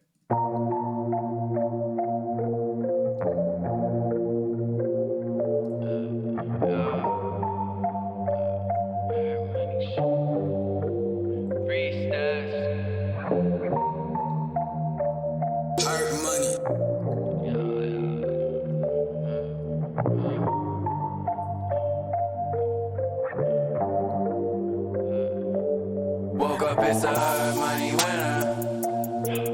I want diamonds, I want gold, I want rims with the spinners. It's a Benz, not a Beamer. Now it's gon' skirt, I'm pulling up and now your bitch gon' take it off. Hard money winner. Shout out to my dealer. Every day is cold, you know that's just how it goes. It's a hard money winner. In a whip, I'm going far. Now she miss me when I call. Girl, just look her to the stars. Hard money winner. I want diamonds, I want gold, I want rims with the spinners. It's a Benz, not a Beamer. Now it's gon' skirt, I'm pulling up and now your bitch gon' take it off. Hard money winner, shout out to my dealer. Every day is cold, you know that's just how it goes. It's a hard money winner, in the whip I'm going far. Now she miss me when I call, girl just look her to the stars. Do this every weekend, do this every weekend. Smoking while I'm drinking, I ain't even thinking. Pinch me if I'm dreaming, RIP my kidney. Woke up, I was leaning, what the fuck I'm geeking. I feel like a beetle, might be gently weeping. They see me rolling, they don't know what's on and I can't see shit. I got it snowing when I walk in, this my favorite season. It's her money in the party, we forever screaming. Her money winner, her money. I want diamonds, I want gold, I want rims with the spinners. It's a Benz, not a Beamer. Now it's gon' skirt, I'm pulling up and now your bitch gon' take it off. Her money winner, shout out to my dealer. Every day is cold, you know that's just how it goes. It's a her money winner, in the whip I'm going far. Now she miss me when I call, girl just look her to the stars. Her money winner, it's a her money winner. I want diamonds, I want cars, want my name up in the stars. Get so high, I can't remember. I just wish I could forget her. I just wish that I could tell her I know things are gonna get better, but they're not. I'm just lost, yeah.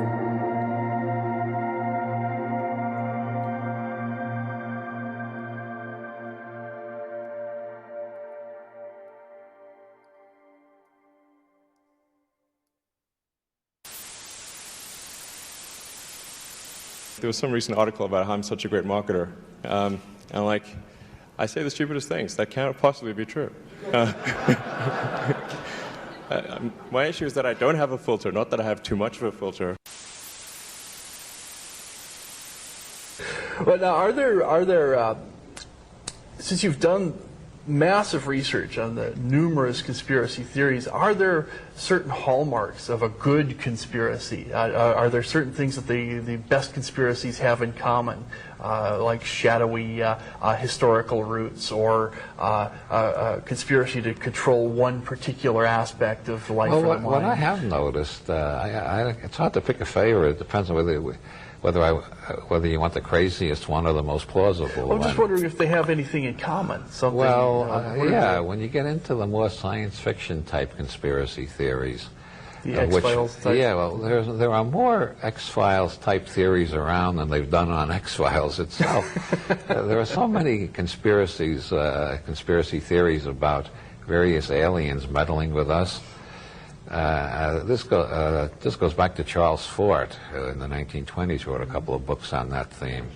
There's all sorts of ideas about who it is, whether they come from Sirius, or Zeta Reticuli, whether they're Greys or some other types, and or all of the above. And when you get into that literature enough, you find out that it's the most science fiction and futuristic theories are curiously the most medieval.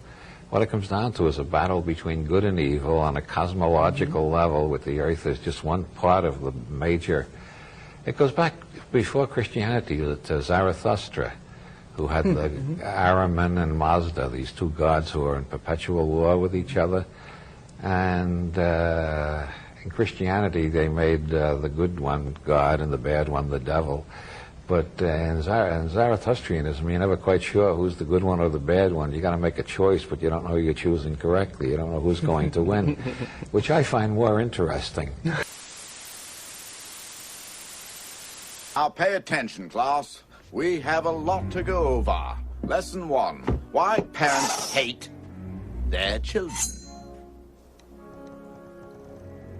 Anyone?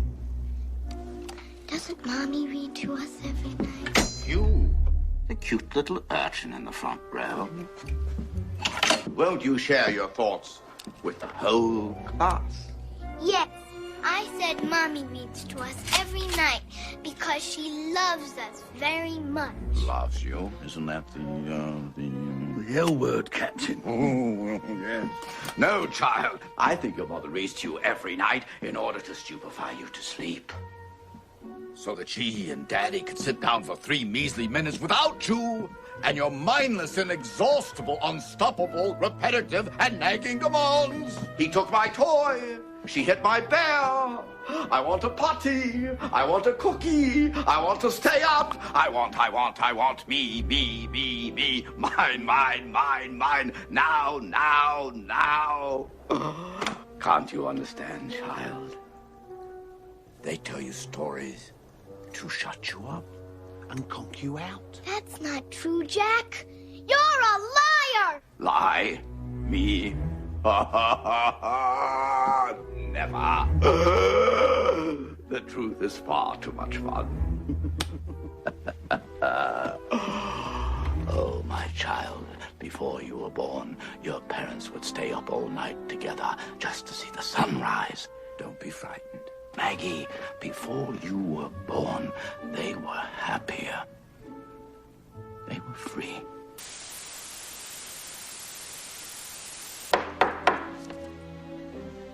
Have you got any messages for room 104? The name's Herman. P.W. Herman.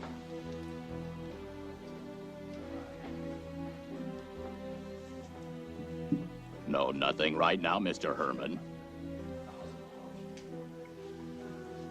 I'll be in the bar.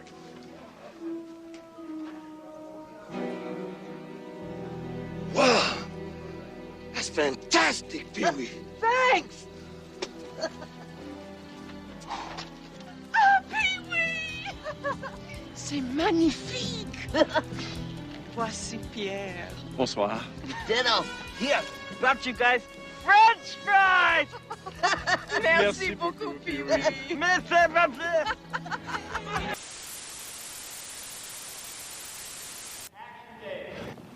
This is so fucking stupid. A lot of people ask me, Black Gallagher, what's your favorite video game? I tell them Black Gallagher. Huh? Where are the weapons of mass destruction?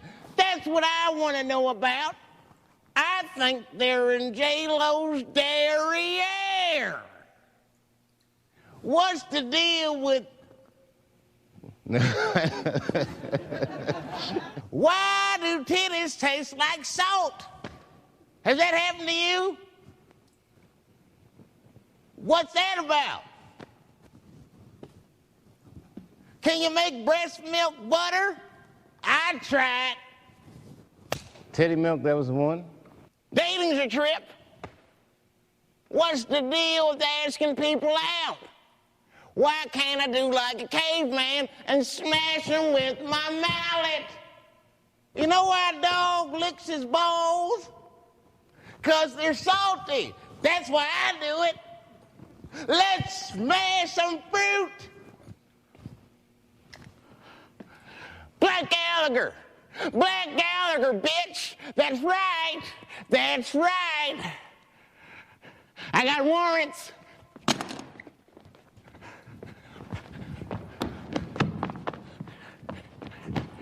Get the gun, nigger.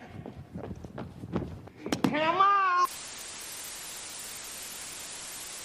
And what separates me, okay, from like Hollywood directors, okay, is that I have a huge head, all right, okay. Now I don't mean I have a big ego, okay, because I don't, all right. I mean my actual head is huge, all right. I mean I have to sleep sitting up, okay, like the Elephant Man, or I'll die, all right. But okay, get this though, okay. It was my huge head, okay, that thought up who was perfect to play Marcellus's wife, all right. This is going to sound kooky for y'all and cozy, but you guys don't understand the esoteric. What if I told you that all of us are capable of traveling? Well, not all of us, because you're not smart enough. But what if I told you that there are a lot of people capable of time traveling? They just don't know it. What if I told you that time traveling is easier than you think? It requires a lot of discipline and no machines. What if I told you that the reason why the New World Order wants you to focus on fiction stories about machines is they don't want you to know that everyone has access to time travel? Then what if I told you that the way that those of us fight is we are each pulling from time itself? Yes, of course the Jews time travel. That's what makes the apostasy so great. Okay, Walter, your character, okay, is the Gimp, okay? Now, what you have to remember about your character is that he's like, okay, he's kept in a trunk, all right? In the basement of some guy's house, okay? And he's used for deviant, hardcore gay sex, okay? Let's do it. So what if I told you... What if I told you that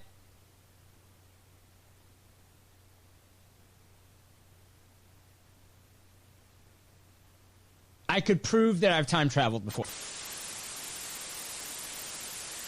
Power. The thing is, okay, about Pulp Fiction, okay, is I had to figure out who was the best guy for it, okay? So, I had to look into my big misshapen head, all right? But the bottom line is the Bill Gates is buying up farmland, as you know, all over the place. I know. He is the biggest private landowner in the United States right now, and the land that he's buying up, he's taking out of food production. And it seems to be because he's obsessed about meat production, at least in part, doesn't believe that that's part of a sustainable future. And so, but I do share your skepticism. To what end, Michael? Like, I read about, the notion that we need to, turn to plant-based foods and insect-based protein in the future, and that, meat production and all the cow methane are contributing to the degradation of the environment. Where are you from? Louisiana, Texas area. How long you been in San Francisco? Since June. If you're gonna be homeless, it's pretty easy here. I mean, if we're gonna be realistic, they pay you to be homeless here. When you said that San Francisco pays people to be homeless, what did you mean by that? You mean that literally? Yeah. I mean, I get $620 a month, dude. From general assistance, yeah. Or how was that hard to get? Phone call, bro. Phone call. 200 food stamps and $620 cash a month. Wow. Forget about it. Why wouldn't I do it? It's free money, dude. This right now is literally by choice. Literally by choice. Like, why would I want to pay rent? I'm not doing shit. I got a cell phone that I have Amazon Prime and Netflix on. The cops told us this morning, like, oh, it'd be easier if you guys packed up in the morning. We wouldn't have to come out here. And I'm like, well, what are you talking about? He's like, oh, okay. And then... Some other women here. That's exciting. That's great. I just have all these toxic thoughts that never stop. You know, they never stop. It doesn't matter what's happening in my life. I still have them. I got food poisoning one time, and my first thought when I got food poisoning was, I can't wait to weigh myself.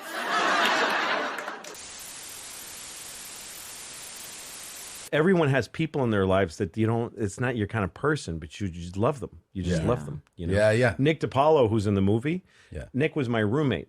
There's not a person that I know personally who I'm less like than Nick DiPaolo. We just don't agree. I love him. Sure.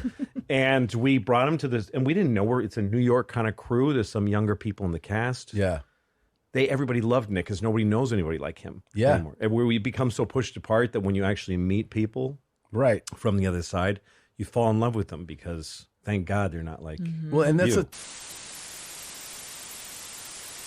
So frosted mini wheats, which is sugar on top of grain, is at 87, and it is in the green to be encouraged. Whereas ground beef is the lowest at 26, which is to be minimized. But ground beef is just protein and fat. Yeah. It's really generally healthy for you. Yeah, 100%. But what studies can they point to that say ground beef is to be minimized? And look at a boiled egg. That's just egg. Just an egg. Right. And what comes in higher, right? You see egg substitute fried in vegetable oil comes in higher than just a boiled egg. It's so crazy. It's backwards. Egg substitute fried in vegetable oil is 62. Right. That's so nuts. So nuts. Because what the fuck is an egg substitute? Skinless chicken breast, 61. Honey Nut Cheerios, 76. How the fuck is that real?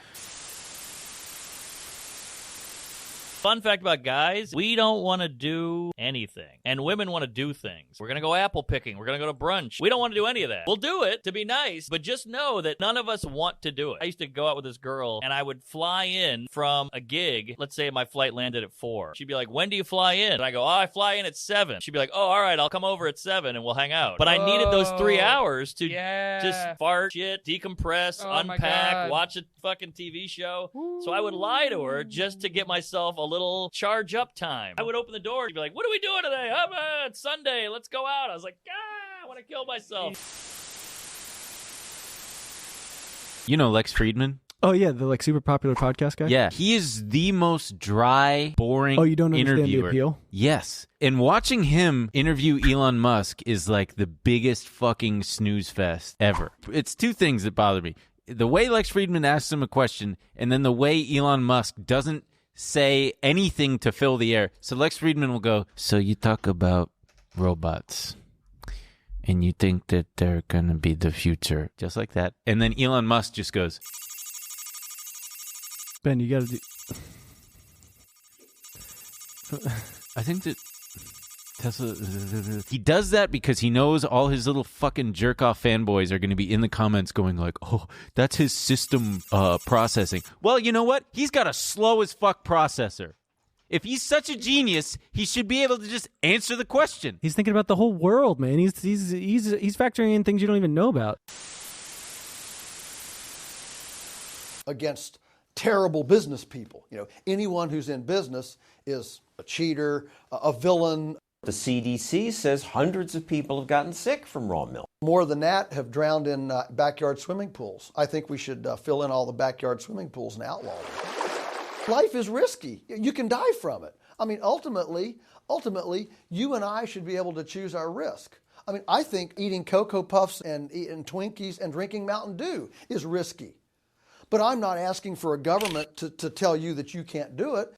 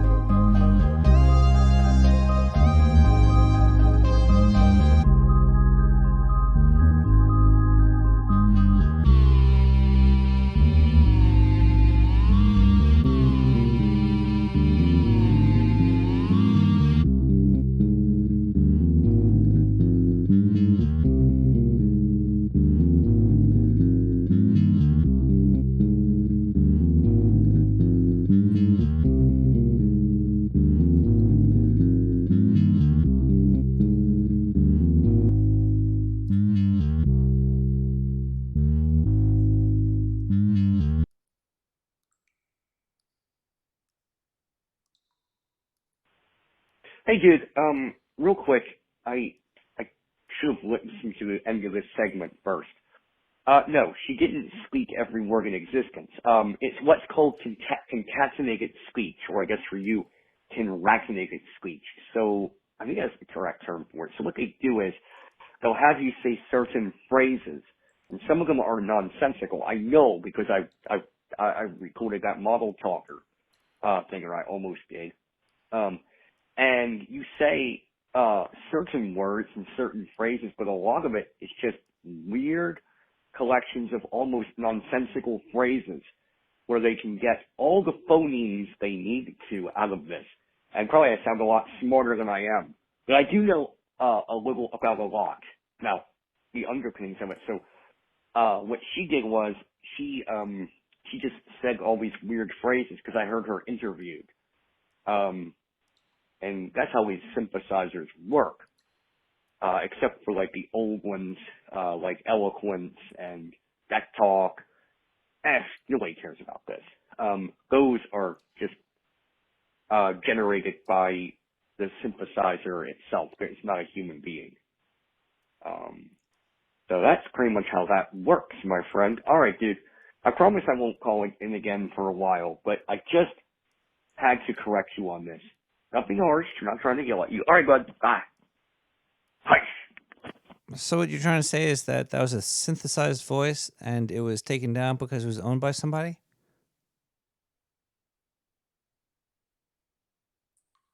Never stop calling in. Please leave more voicemail.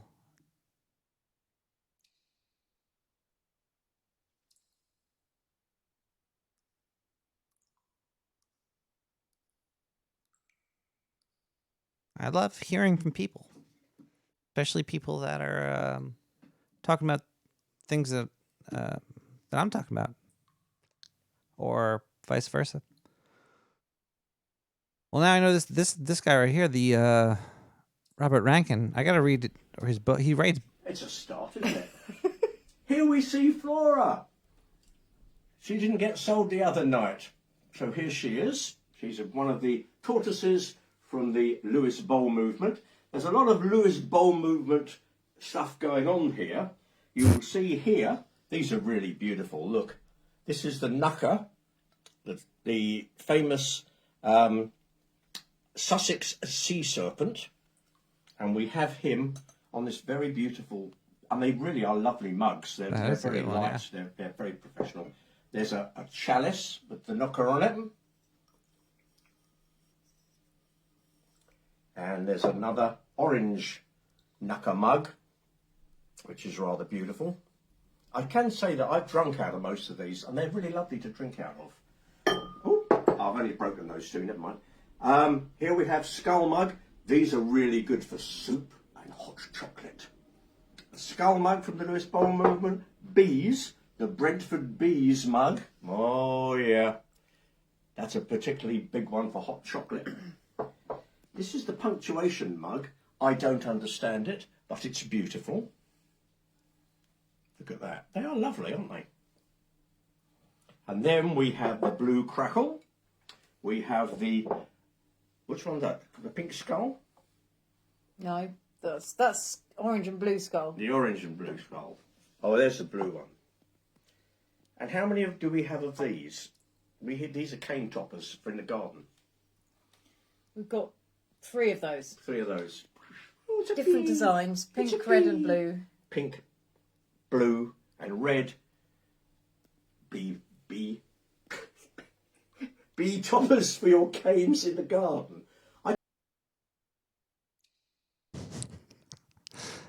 I could listen to that guy all day. He's selling these cups and these mugs and these cane toppers. Wow. Yeah, when you find a good thing to listen to, it's fun to listen to. I listen to some things every night when I go to sleep, and so I like listening to stuff when I'm not making stuff. There's a lot of this AI artwork going around. I'm going to talk about some AI artwork right now. Here we go, people. Here we go. We're gonna get really controversial right here. There was a convention, and at the convention, they had a seller that was selling art, and this art was AI art. They were selling AI art. I didn't see the art they were selling. I'm just gonna hope that what they were selling was large format, well printed canvases or whatever, because that would be cool.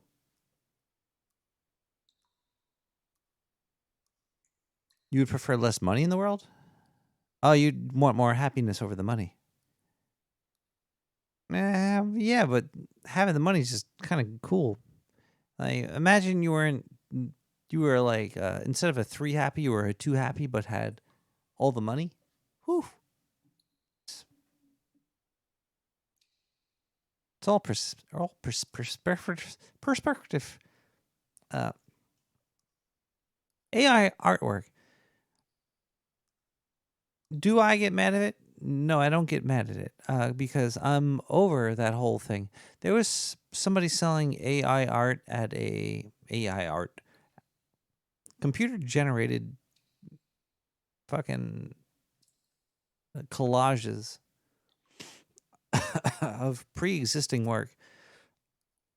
Somebody was selling it at a convention, and a person was not happy with it, and they walked by. They gave it the middle finger and took a picture. They posted it on Twitter. They got a lot of steam. I think it was like probably 14,000 people touched this thing, and there's a lot of them. A lot of the people that were touching this thing were saying that this should be like illegal, and these people shouldn't be able to sell their art there because it's not their art. I'm thinking about this. I'm like, AI art. It's gonna suck unless you really kind of. You have to choreograph. You have to choreograph it. You have to orchestrate it. Should photographers be banned from selling pictures at conventions because what they're doing is just selling Mother Nature, what exists, other likenesses? I used to get very upset at photography, but I've come to completely understand that all art is bullshit. It's all bullshit. Somebody might have put more time into one thing than the other. Still all bullshit, though. Just because Pablo over there took 13 hours to make expensive bullshit doesn't mean that Joe over there could sell 50,000 things to make the same equivalent of that one thing. It's art. It's all fucking. Oh, Tajanta. Good night, Tajanta.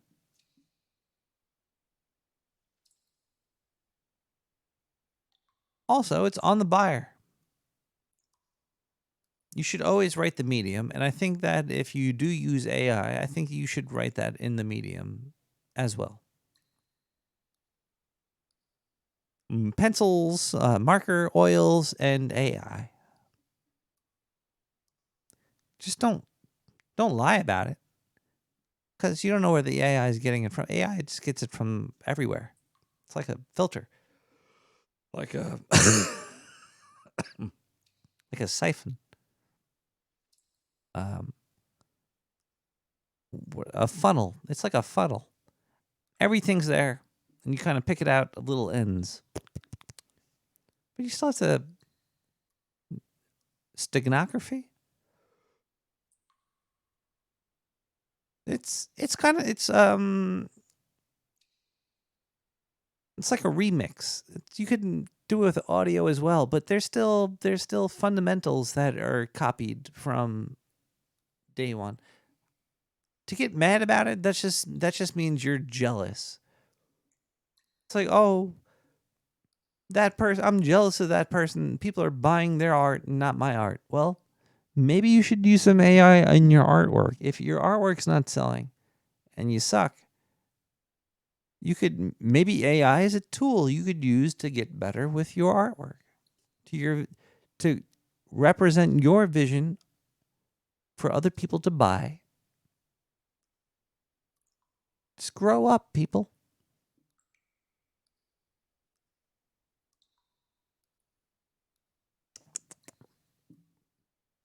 People could probably sell pictures of tweets. Okay, if a fine artist used oil paints, he gessoed the canvas, got it all ready for the oil paint. He mixed the colors by himself, but he did everything. He even fucking farmed the cotton that made the canvas in the earth. And then he did a perfect oil representation of one of Elon Musk's tweets. That's the same thing as like AI creating a fucking land. It's all bullshit. It just matters how you interact with people and how you sell stuff. Don't be a hater. Or, just be a hater, but keep it to yourself, Or tell people you're a hater. I'm telling people I was a past photography hater. But I understand it because now I think everything is just bullshit. I think the whole thing, there's nothing good. Even if it's really good, it's still shit that we've seen before. But you could still appreciate. Everybody appreciates their own thing. You know what? I appreciate this next song here. Fooled by Randomness by Roxy Lau.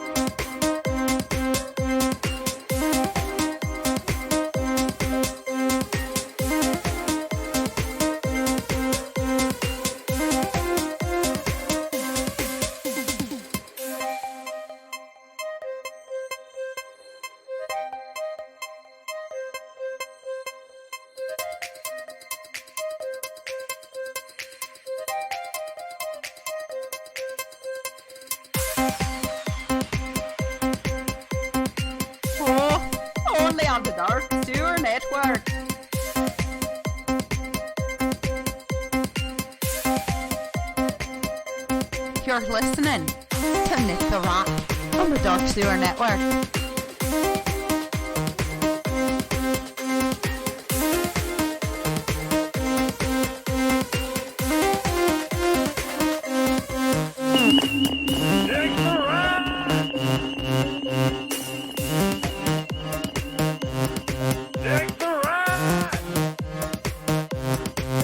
Hey, motherfucker.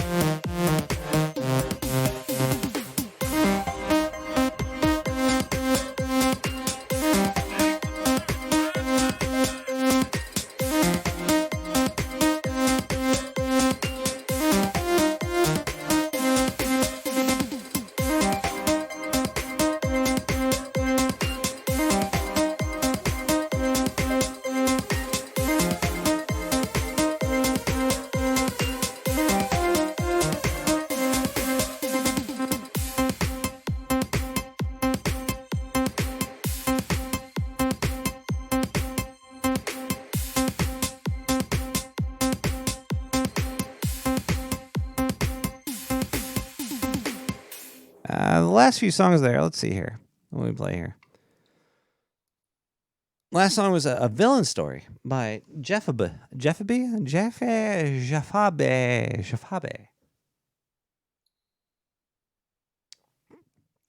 People, I think the congestion might be a result from the tearing apart of reality. Existence is falling apart quicker at a rate. It's at least a multiples of 2 of the rate of the falling apart of the reality.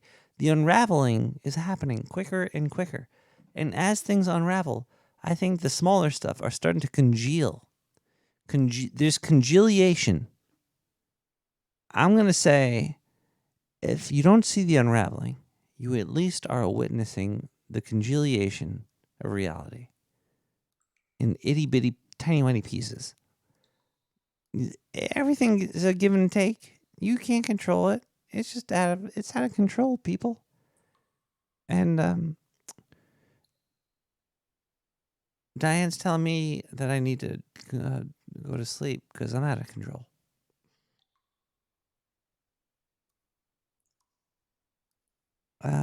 Diane, hold on.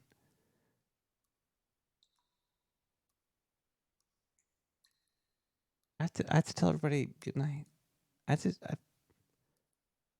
All right. This is the time of night where it's 1:30 in the morning and your host is quite intoxicated.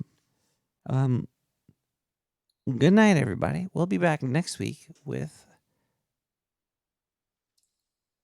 more stuff. Yeah. I'm doing a teaser for a week. A week-long teaser. I definitely missed more notes here. I got other stuff here. I was going to talk about deformed humans and survival of the fittest and evolution and all that fun stuff. And VR helmets that blow up. But instead of all that, I'm just going to say goodbye. Thank you, #SewerChat. Thank you, Illuminatia and Stillwater and Servo and Dejunta and Ned and everybody in the chat room. Everybody, you know what? I got a whole lot of love for all of you. Even if it's not even sung by who you think it's sung by Ian Lacerda. Good night, everyone. We'll be back next week. Good morning, Dad.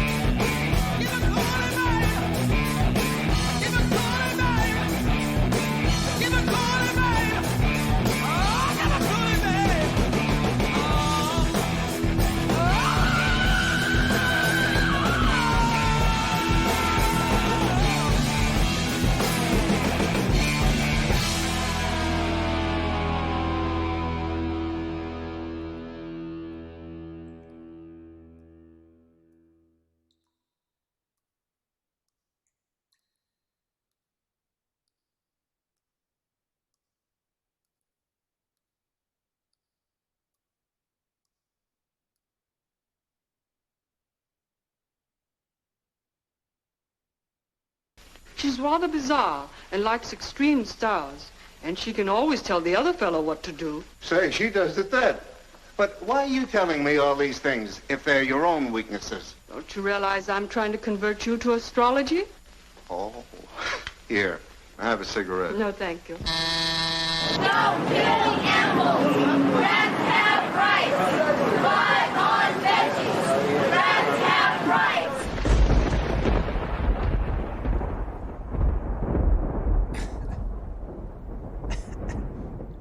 Well, good night, America.